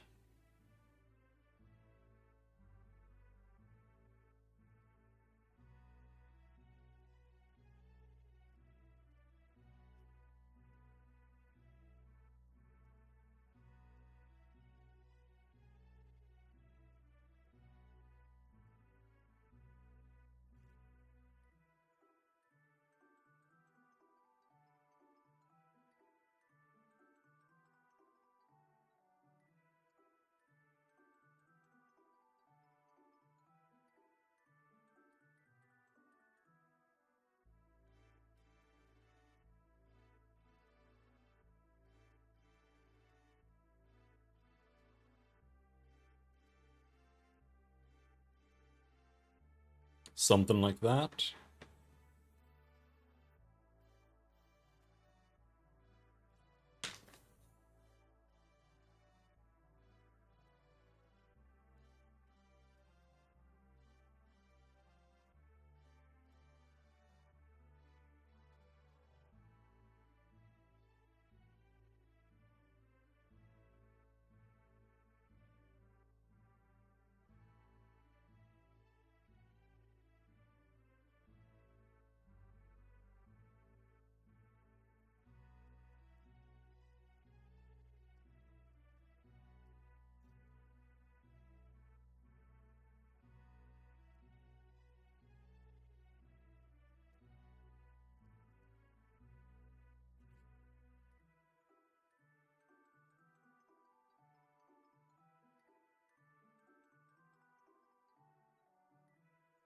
I've also been trying to figure out how to work with Next.js, so I'm a little... I've done a little bit too much this week.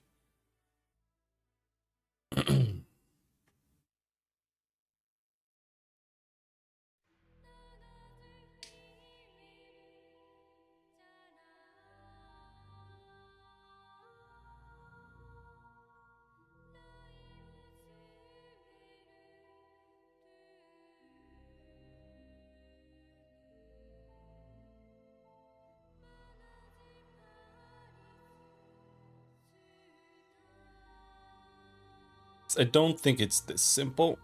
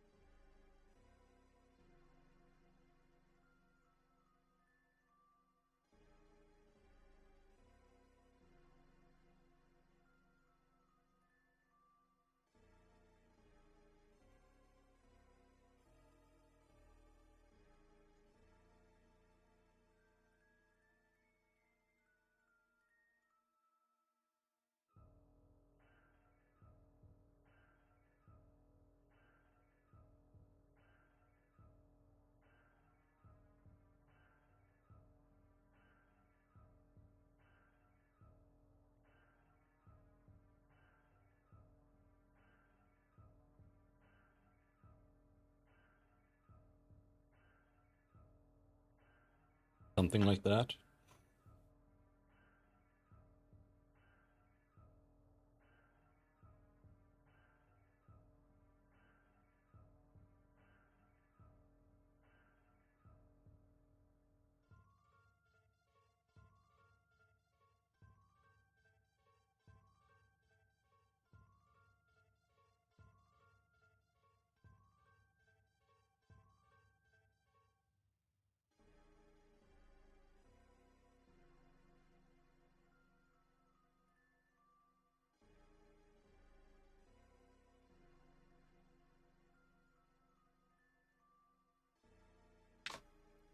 I want to build a house.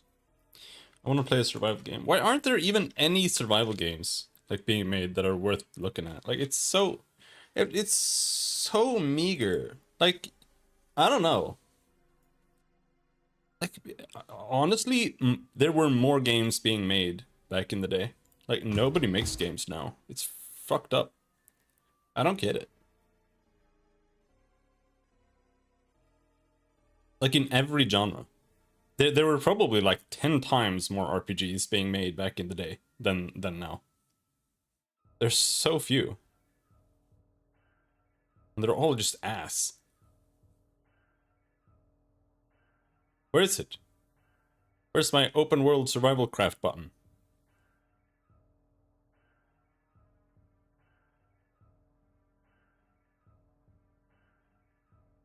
Ah, themes! It's not a theme, it's a genre.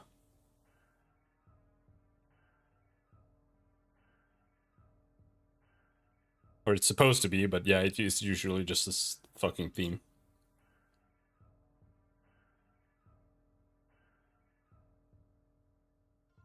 Survival Sims. Popular upcoming. Celestial Empire. Okay. Patadeum. Okay. Superhero Sim. Jesus. Oh.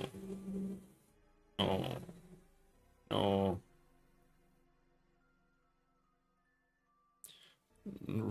Everest climbing sim.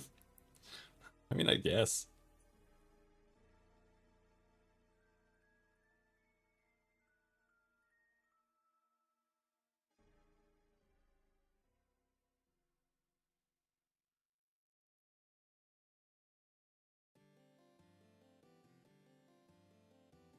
Open world survival craft.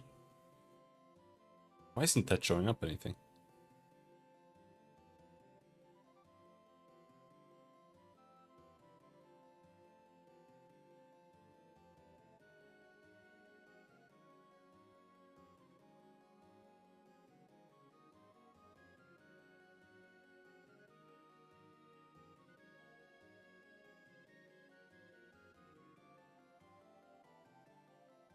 I don't really want space games. Winter survival mixed. That's the thing. They're all ass. Like all of them are mixed almost. Beyond the map.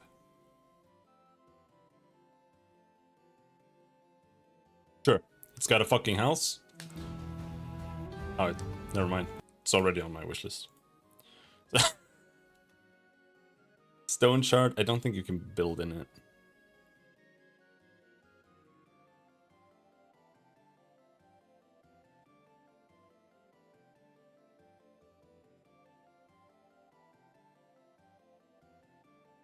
Popular upcoming.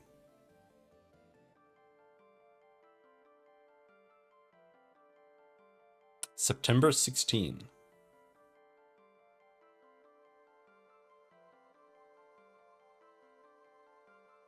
Okay. 10 days. Lost Rift. House!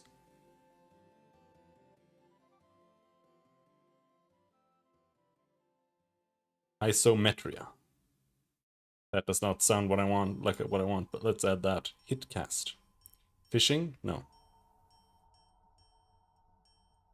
Sure, whatever. No, that sounds lame.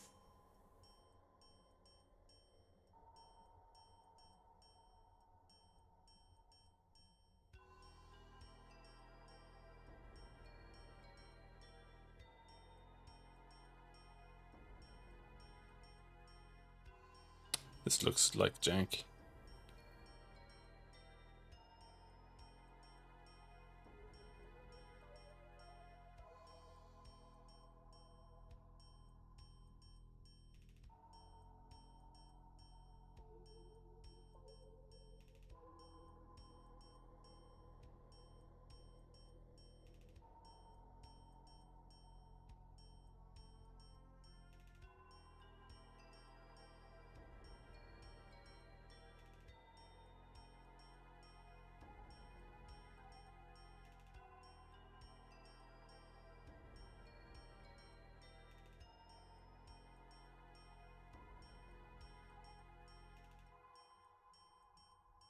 Solar punk.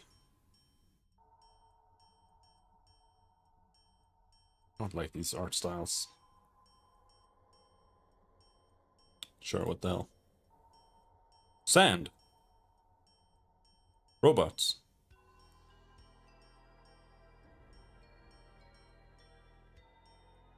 Peasants and Knights. That's a cool name. Is this made in Russia? They usually do stuff like that.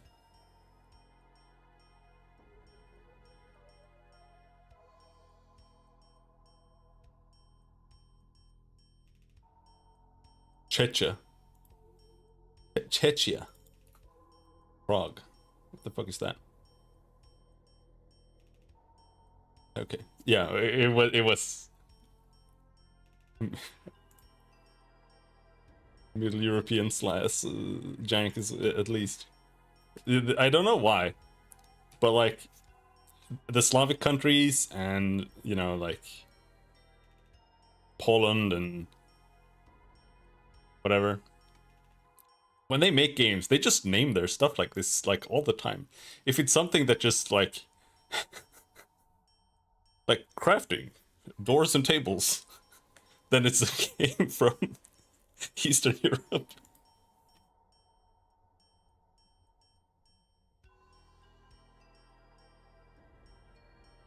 It's super common. Project Mist, open world survival games. Survival horror. I don't really like horror.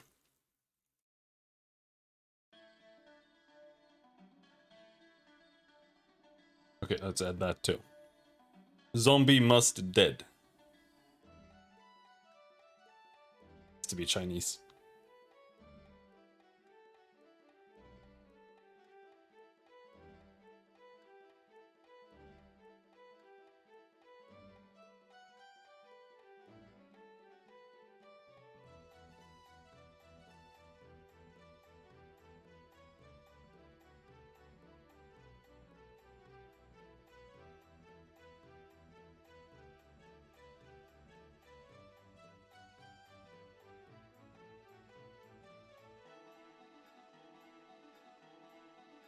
Yeah, nobody knows.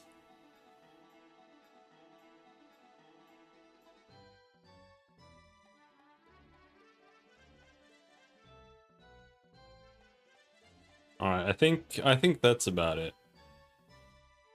Pink hair, okay. Big gigantic tits.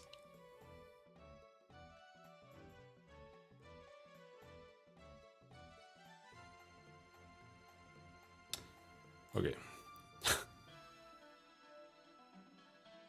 Endalore.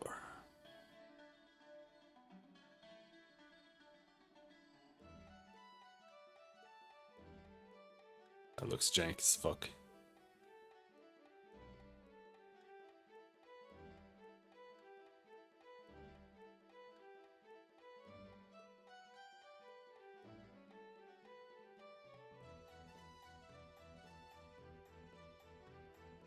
All right. I think that's about it.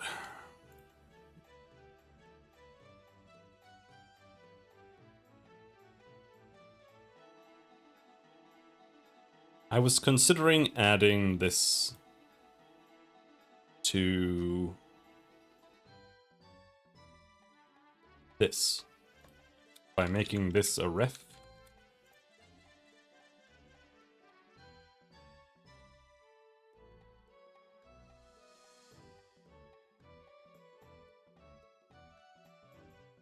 But then it can't be null.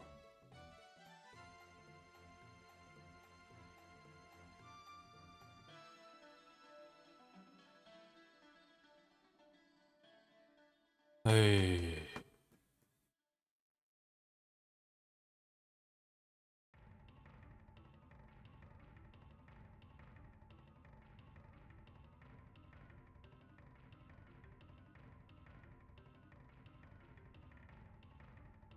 Maybe this should just be a class. Like, I don't know. Sometimes I feel like I just force the structs when a class could just work.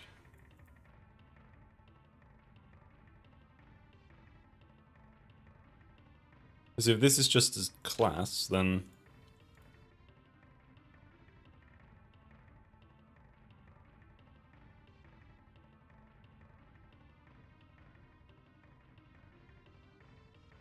then we can just alter it.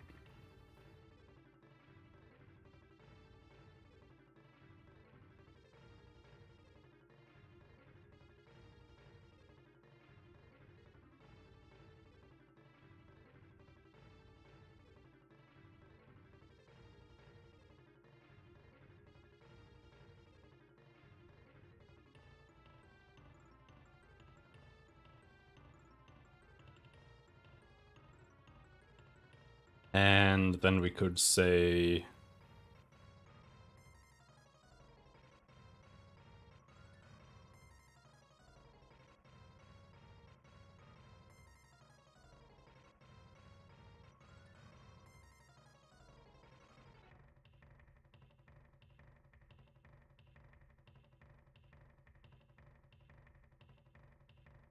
something like that.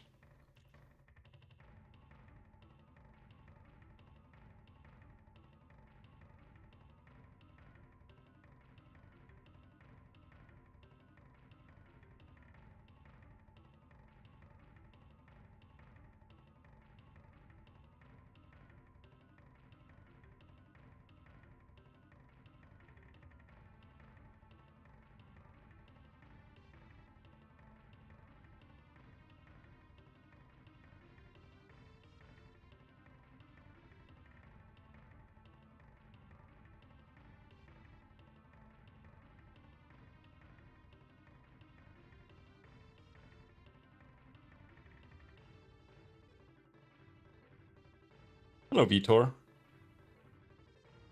Working on an RPG called Legends of Terrestria.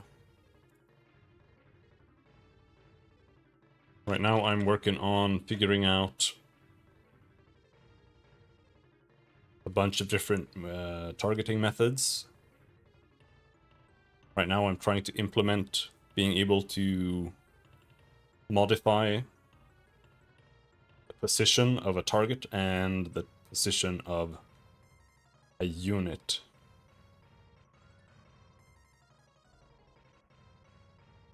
As part of an attack or an action. It's being a little tricky.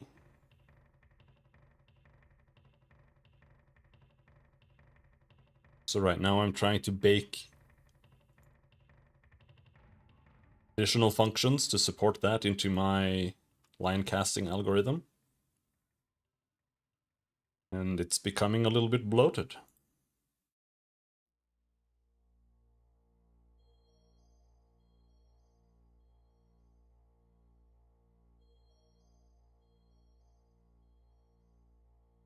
It's going okay. It is moving forward, but it's very slow this week.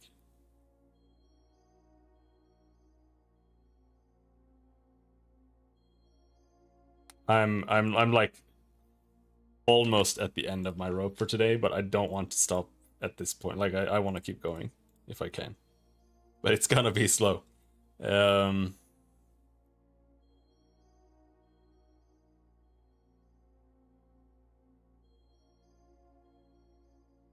So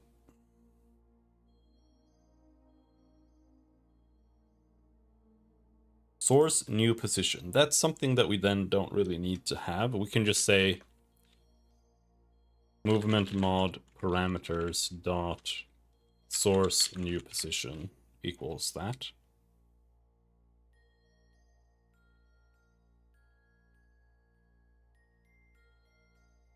And then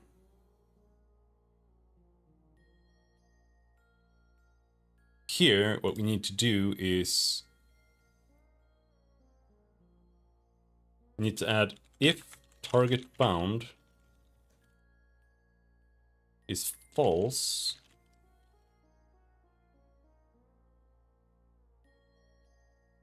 then we do all of this. Building an enterprise app? I don't even know what that means, I'll be honest. When it comes to programming outside of video games, I have no clue how anything works.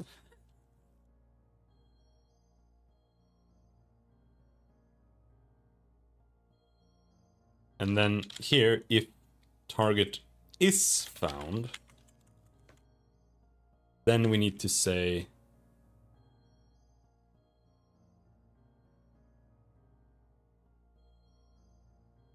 movement mod parameters dot target new position equals map position. I think that's not finished. A B2B app? I don't know what that means either.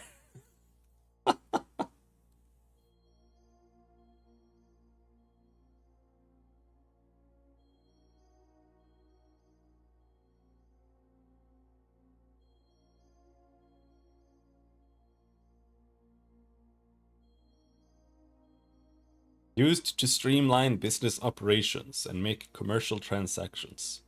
All right, fair enough.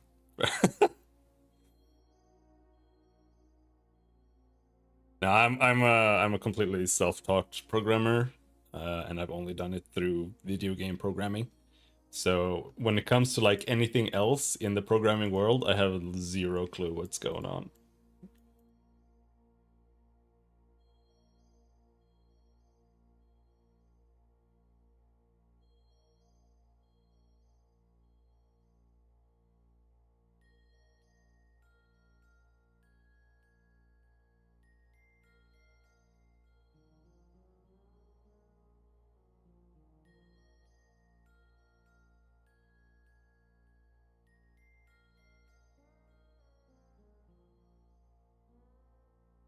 But working with big companies, I can see that being potentially troublesome. Like I see some IT friends talk about it.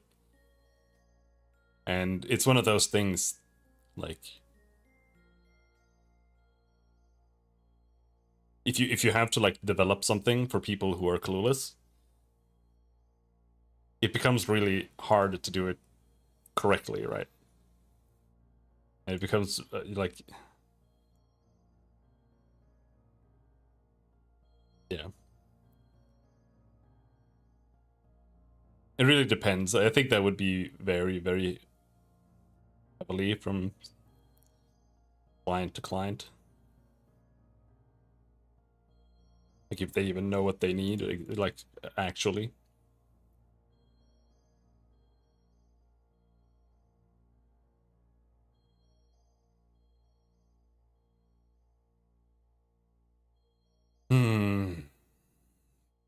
Man, what do I need to do here? So this is now going to return a movement mod parameter.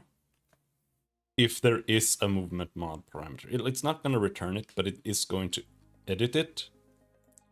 This is supposed to be a different color now, but it isn't, but it doesn't really matter.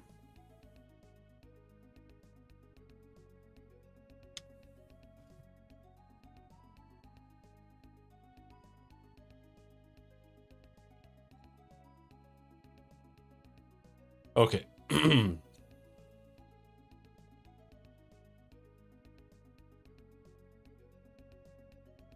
So, we go to the mouse controller. And this is now gonna be a bit tricky here to figure out exactly how this is gonna work. So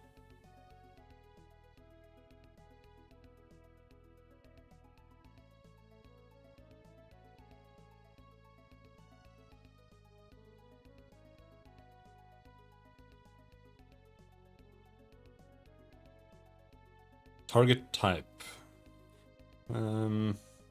Mouse up. No, it's prior to mouse up.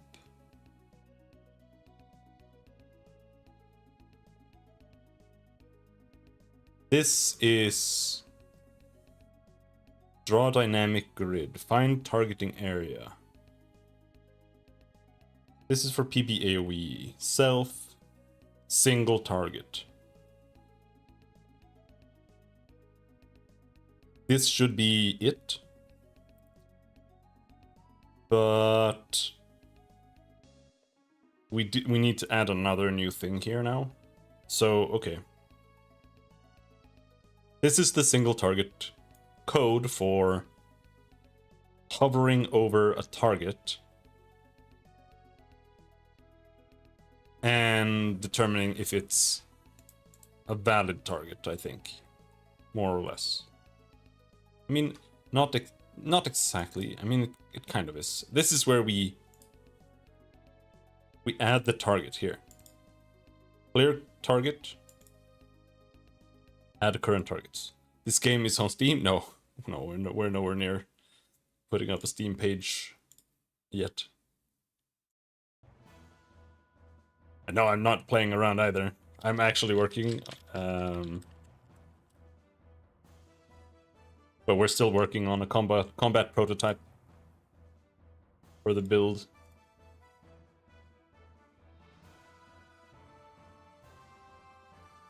And that's what I'm doing now. I'm implementing all kinds of combat-related functions.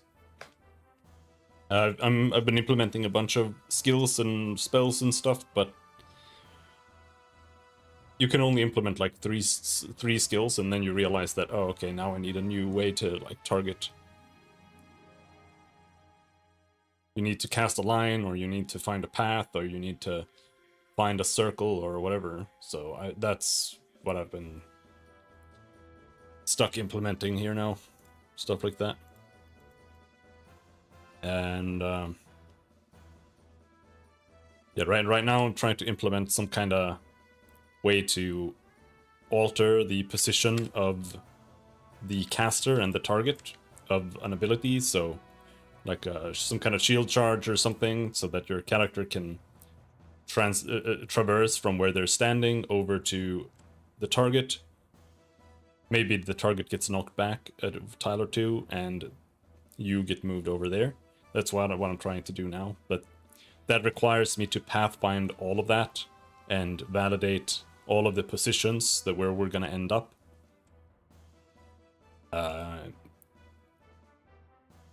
And it also needs to validate, like, maybe the target that we hit can only move like one tile, because otherwise he hits a wall. And then we can also check, like, what should happen if they hit a wall. Should that be like a bonus thing? Maybe? Could be. Could also just complicate the ability, but...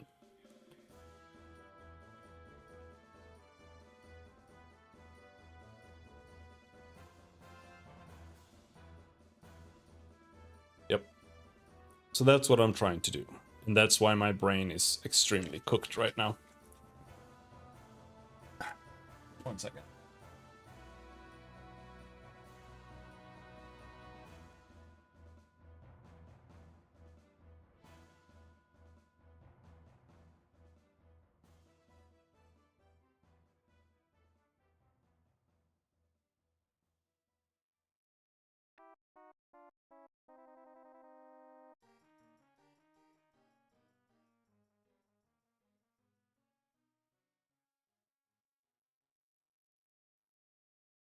And I've been trying to bash my head against Next.js as well for a little bit.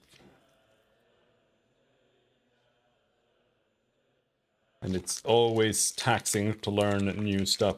So learning how to program like a website, it's been a little draining.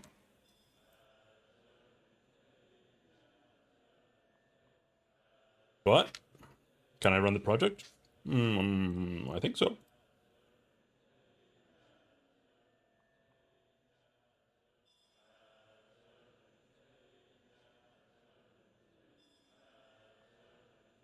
So right now, you start it, there's nothing, it's just an empty level. Then I press this button here. This opens up the level editor. Here, if you want, you can just like select some tiles here. And you can draw them using the pen. There's also a paint bucket, so you can just fill it in. You can paint some floor like that, or...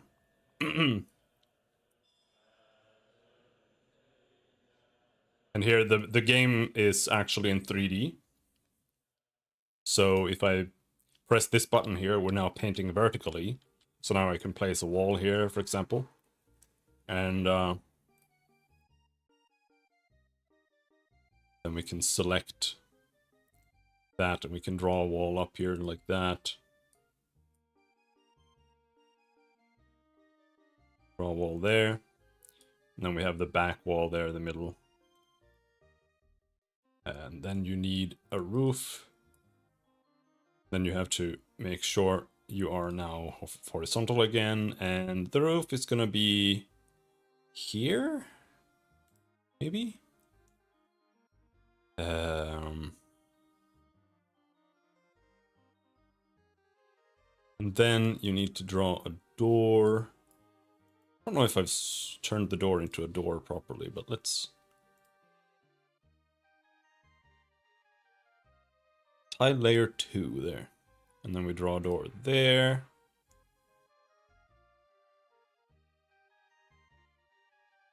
I crashed it. Well, whatever. That's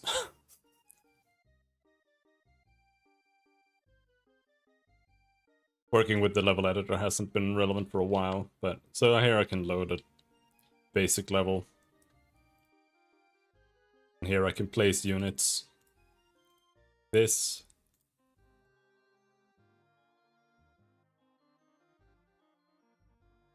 And then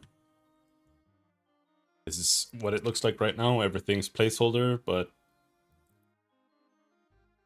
you click move, you get these little like grid highlight that shows you where you can move.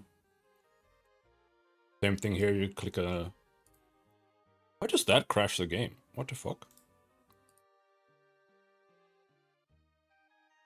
Apparently I can't do anything right now, because it crashes when it does the line casting. Actually, I need to know where it crashes.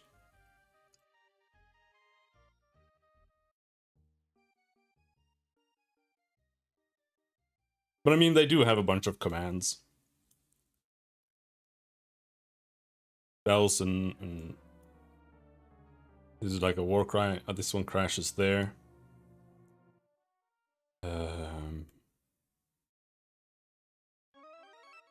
Nullable object must have a value.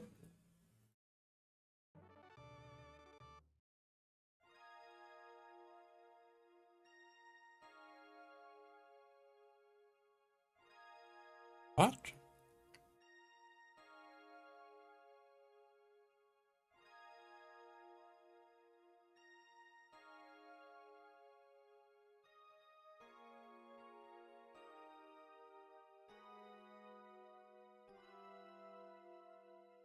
This? I haven't changed this. Like, at all.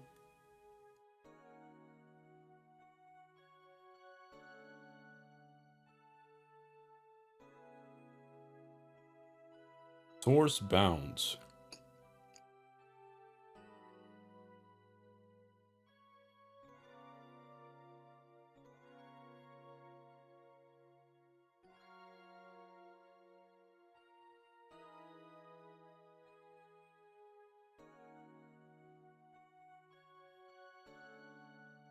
Huh?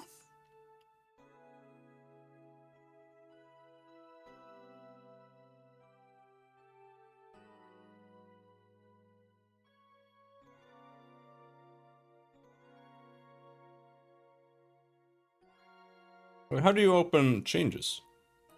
Like, show me git changes.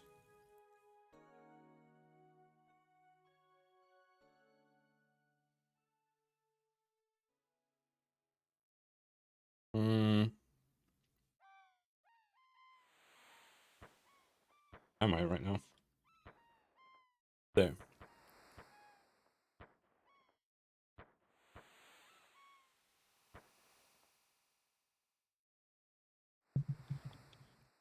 Any fight mechanics implemented?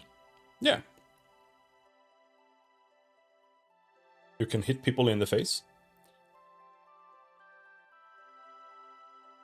Also working on trying to do something called stability, where units have like balance. And balance is really like how vulnerable you are. And the lower your balance, the more vulnerable you are to bigger attacks. So combat might revolve around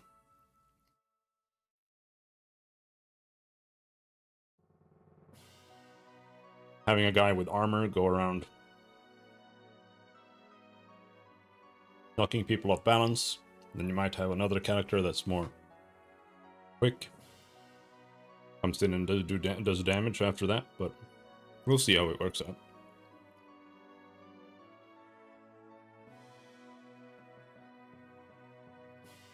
I also have, like, I've got a timeline. Doing actions costs a certain amount of AP, action points, and one action point, like, moves you one step in the timeline. You can get, calling it staggered right now, which is basically like a mini stun. If you get staggered, you get pushed back a certain amount of seconds in the timeline. You can also get stunned, which is similar. How long am I building? Don't ask that.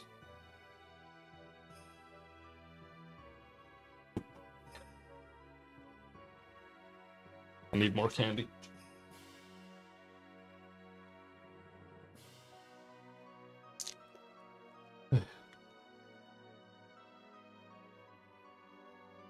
Been working for a while.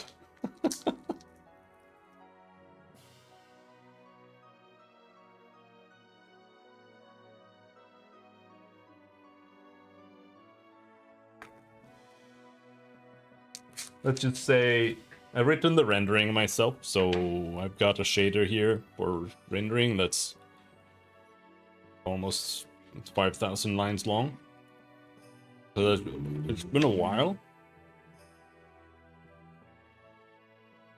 But we're like very close to a functioning combat prototype without like art and stuff properly, but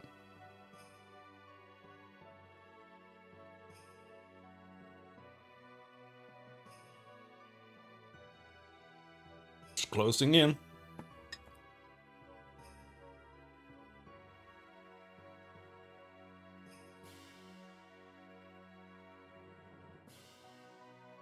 Don't understand. Init target mode.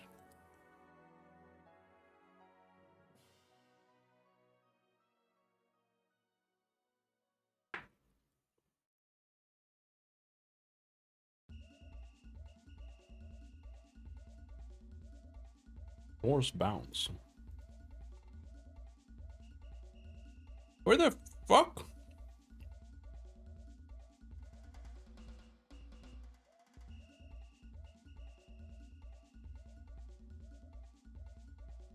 There. No.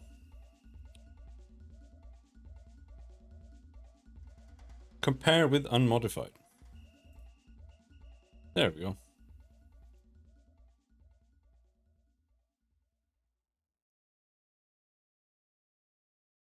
Why is it doing this?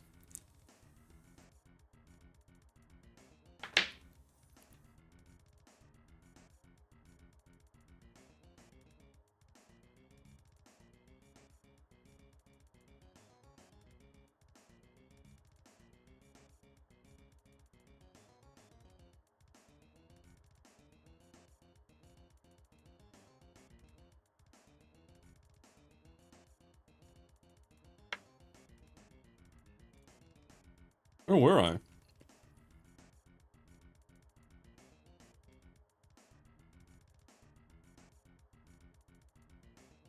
No, not here.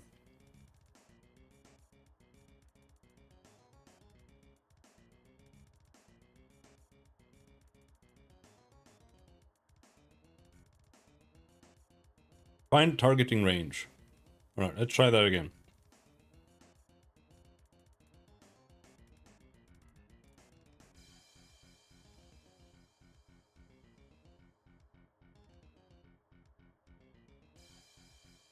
Oh my god.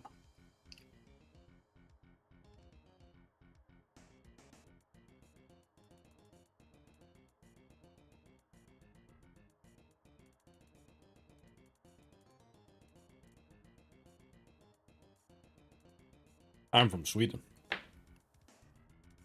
So here, source bounce, no. Why is this a crash all of a sudden? I mean,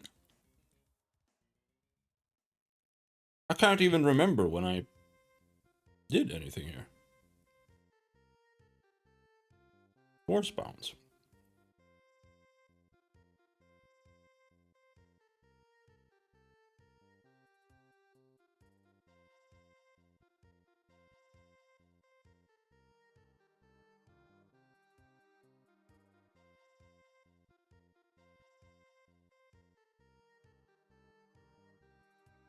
I'm from Brazil.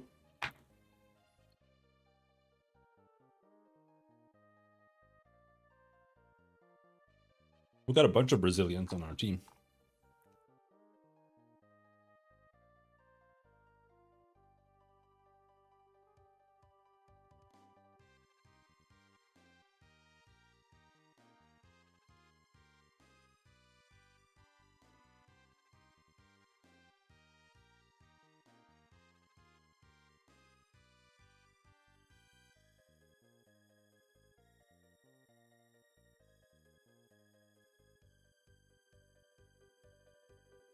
Think that Brazil is the new India. All right.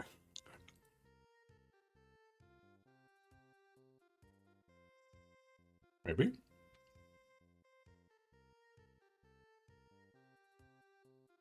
And what am I doing?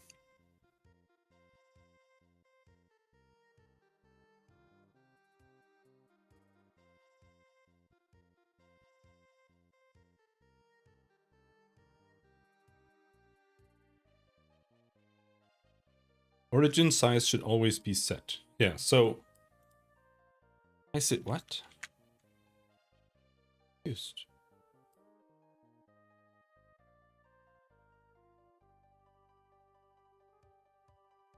Like I used, I don't know, this head crack? Area of effect. Origin size 1. Origin size equals null. Like it's set. So why did it crash there and why did it crash on shields up? Origin size equals null. I mean here it actually should be null.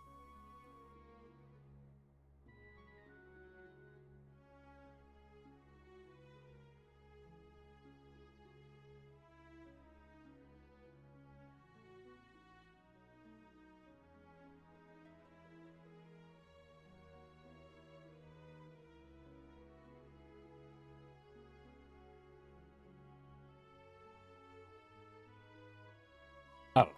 Let's try again. I don't know. I don't know what's happening there.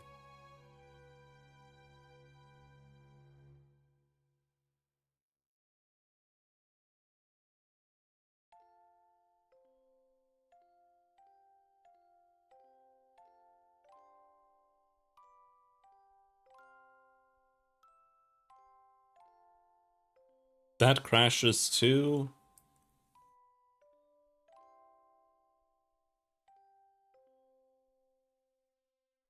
Movement mod parameters. If target found. We should say if movement mod parameters does not equal null. And the target found.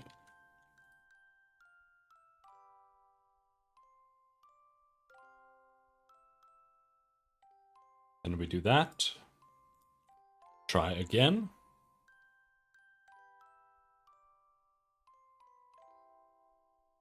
What is happening there?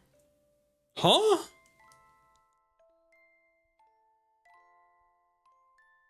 What?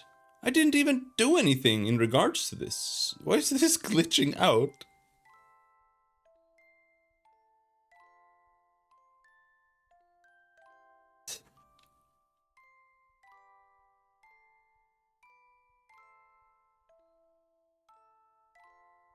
Huh? This isn't even related.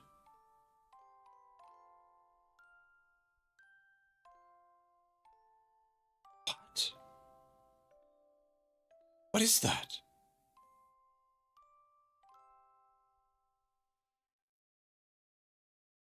Why is it doing that? It's not even the same function. It's not even the same script.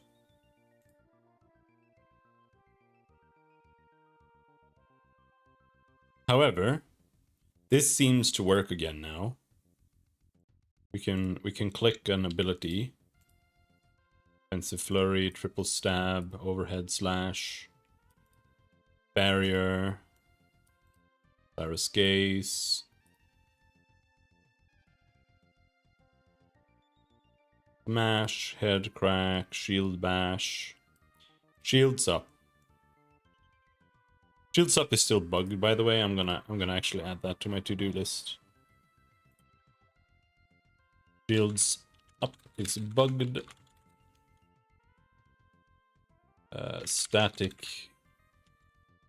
Static grid is not cleaned up.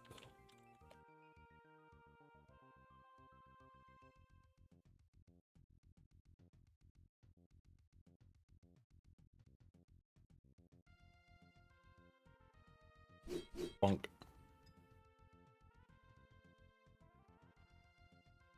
One more thing that we don't have right now that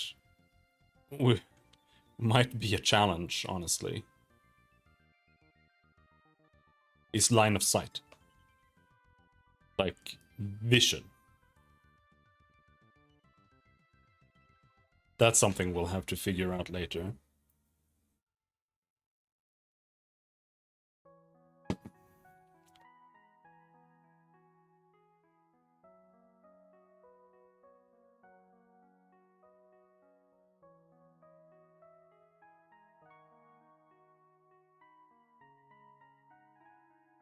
That's actually gonna be very, very difficult.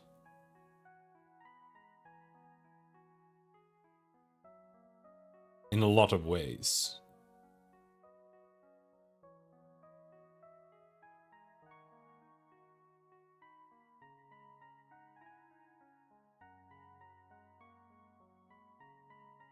But yes, we seem to have fixed that.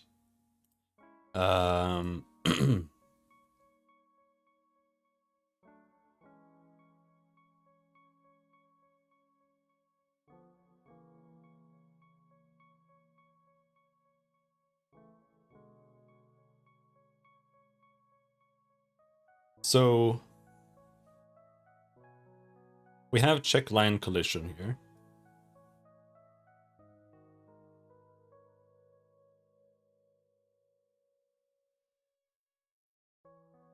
But this is range.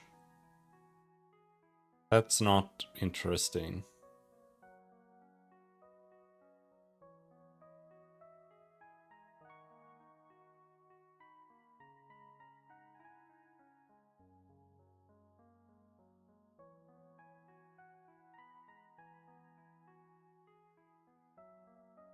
Find targeting area core.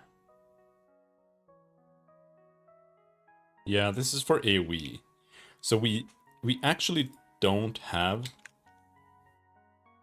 a function for this. So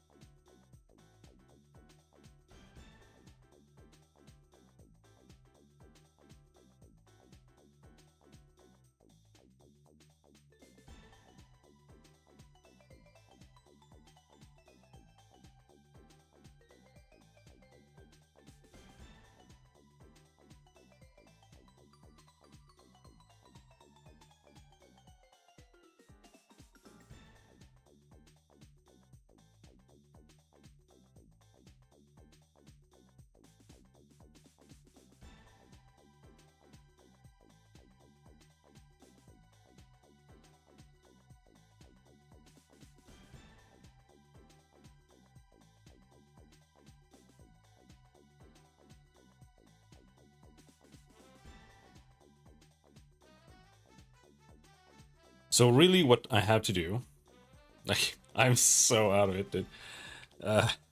But here,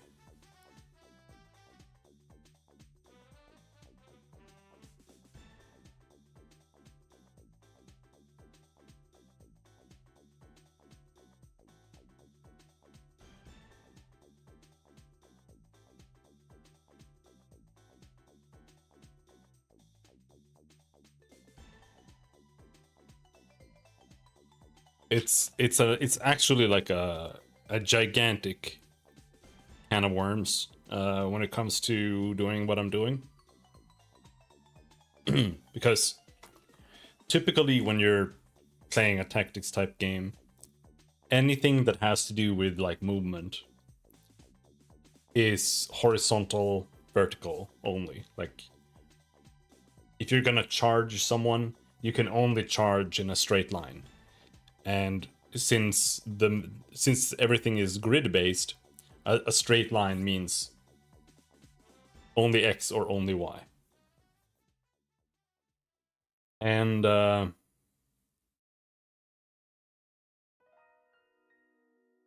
makes it so much easier because you can just charge. That moves your character forward, up, or whatever in X or Y. And when you hit the target, if that target is supposed to move backwards, you just move them backwards. Like all you have to do is make simple checks, backwards, forwards, whatever. It's super basic. You can do it in like a few lines and it's done.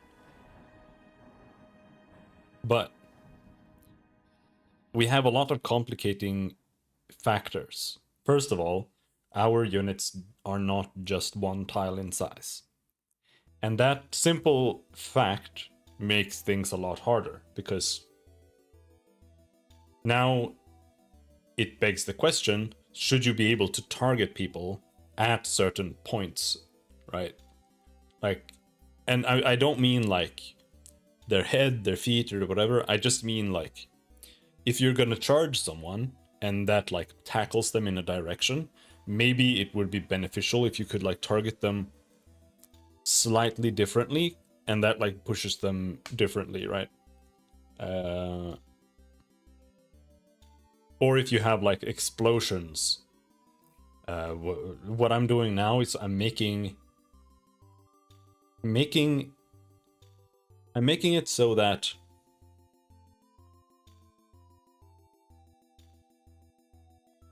if there's an explosion, the explosion has like a per tile damage. So if you hit somebody with that has a size of 4 tiles, if you hit them on 3 tiles, they'll only take that amount of damage. So for a full hit, you need to have them within the whole thing. But then there's a question of like, do people block damage? Like, do they block the blast? So if there's a character standing somewhere and there's like a, not saying that we have a fireball, but if there was like a fireball explosion, should that fireball explode out in an area? And should targets like block the damage from traveling further? And if that's the case, then what happens is that, does it block on the first 2 tiles? Because if then, you only take 2 hits, right?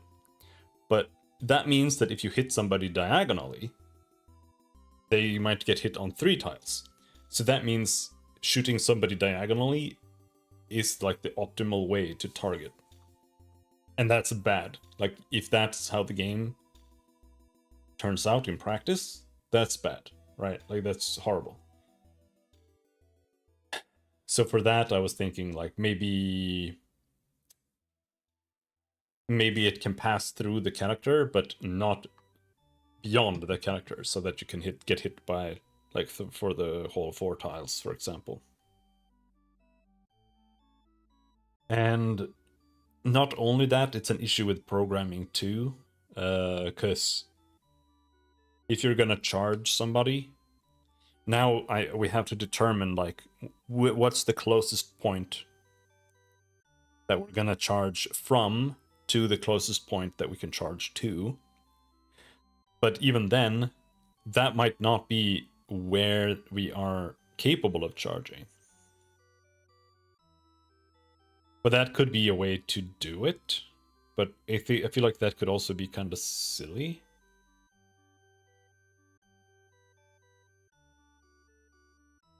Because that would usually just end up being you charging the corners. But maybe that could be okay.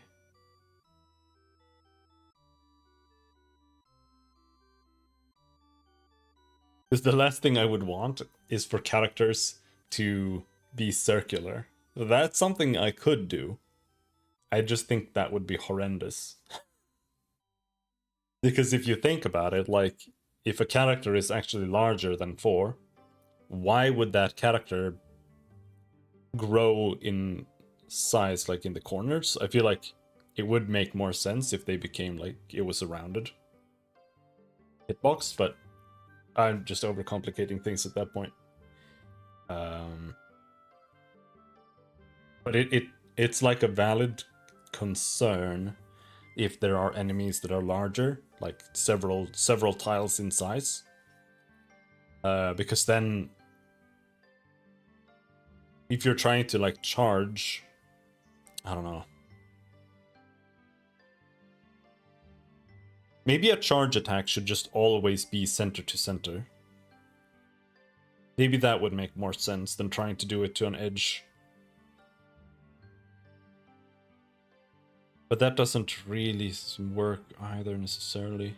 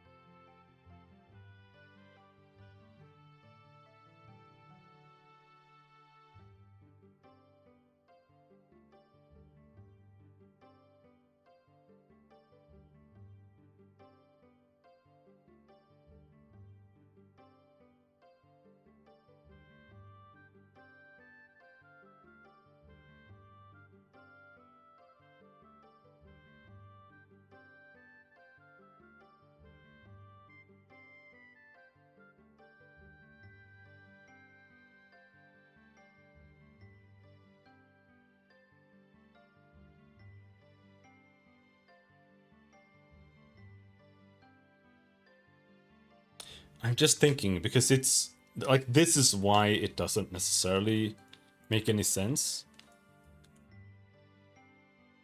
Like, let's say we do have an object that is larger in size.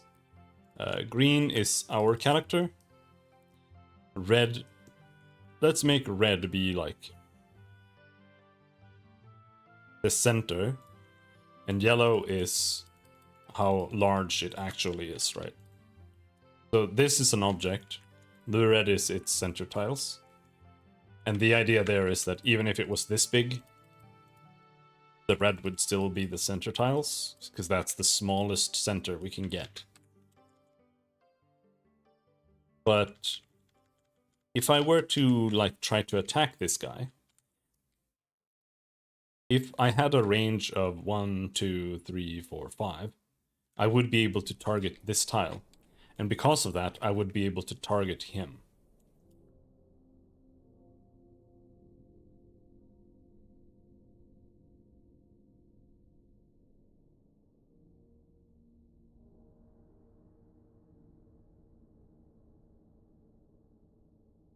Right? So this is a hit.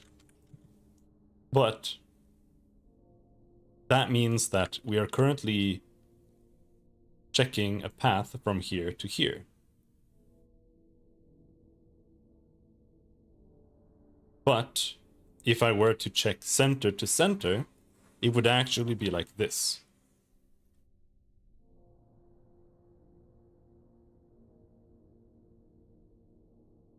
And this could be okay, but this would mean that our character would like end up standing here or something if we charged. And then I don't know where this guy would end up. You know, maybe it'd end up here if you got pushed. And then you can see this is kind of like, whoa! Hey, Despes, how's it going? Thanks for the sub.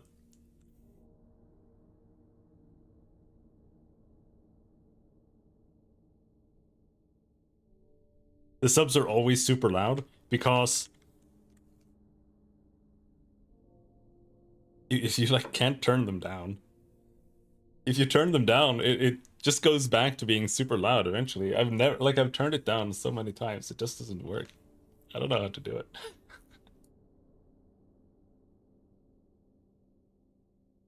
I'm still doing it through Streamlabs, I think.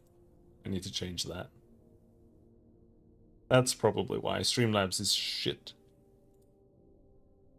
It's Friday, Despis. What are we doing this Friday? I don't know what I'm doing this Friday. I'm not really sure. I was playing some Blueprints yesterday, but I don't know if I want to play that right now. And I don't really want to play Path of Exile either. So I'm a little like, I don't know what to do. I don't really want to play Wizardry right now either. Silk Song, I think? Fair enough.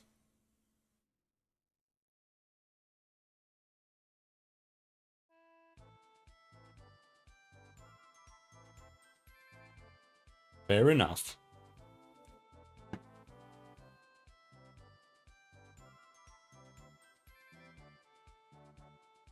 What about an old CRPG? I want to build a house. But there are like no survival games. Sleep, maybe? Yeah, maybe later.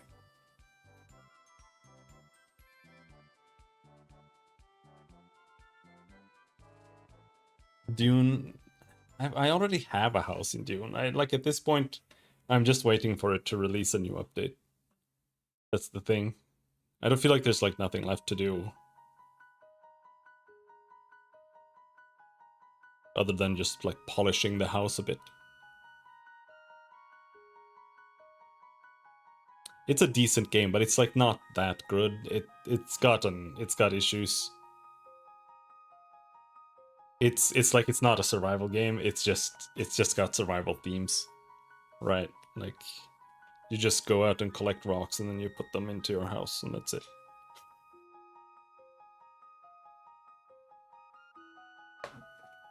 Oh, but when they release new content, I'll play it again, and we'll see. But right now, there's like nothing to do outside of PvP, and the PvP is all mass PvP.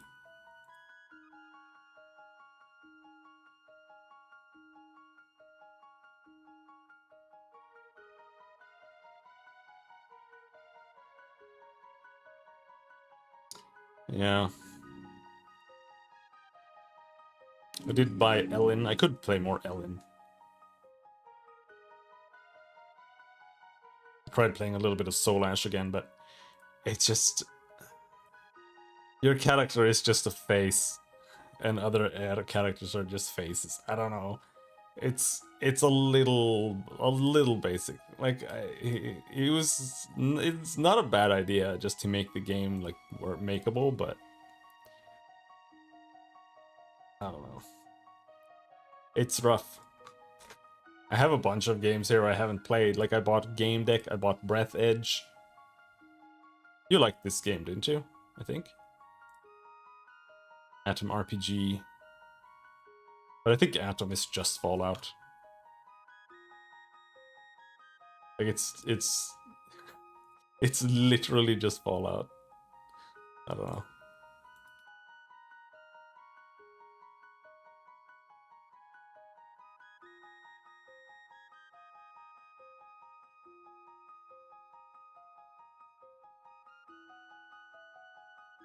I think you do build a base here.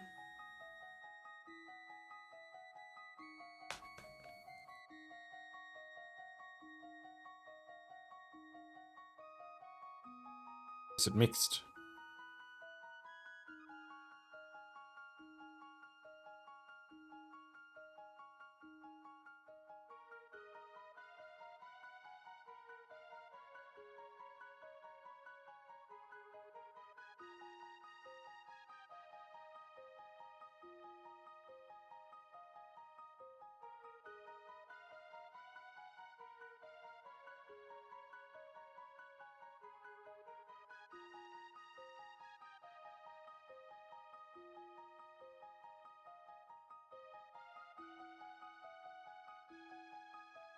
don't know. Maybe.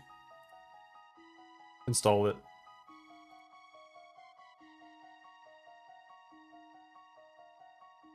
But yes. This...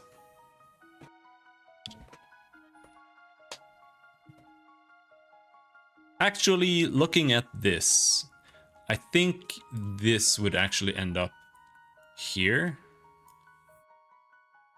In this scenario. I think maybe that's kind of the same. Like maybe this is how I should do it. Top right to top right.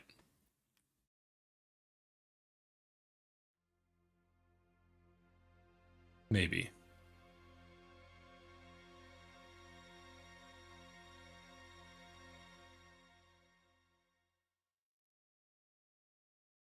Oh, it's complicated.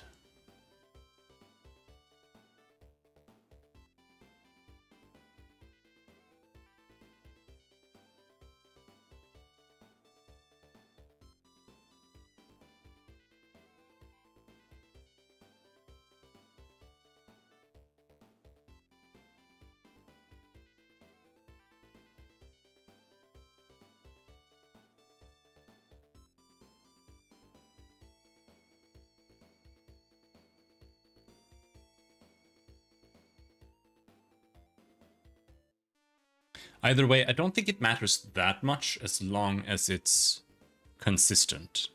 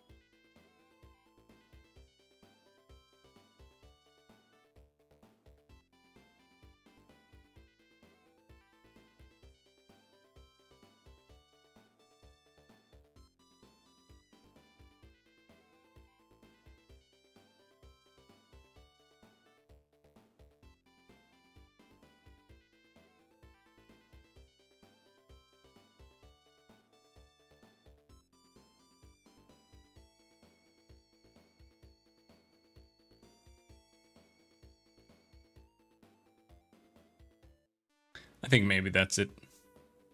I'm no longer able to conceptualize where I even am in the code. I think it's actually like really close.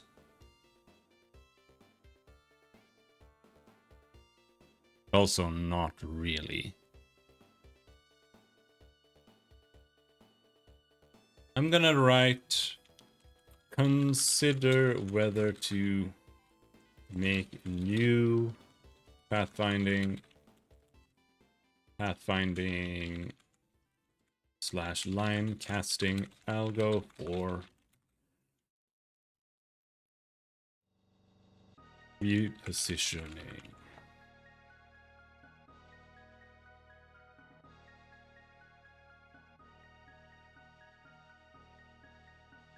Something. But yeah, we'll see. We'll see if I decide on what I'll do tonight. I might play PoE2, I don't know. I kind of don't want to, but I also just kind of want to grind. Like, I just want to kill some monsters or build a house or some shit, but there are like no games that let me do that.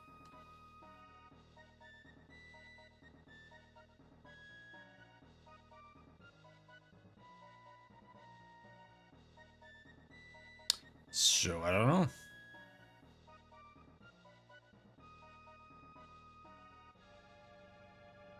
Anyway, that'll be that. I'm just gonna be sitting here and staring, otherwise if I don't go, just go. So, until next time, thanks for hanging. Have a good day. Bye-bye.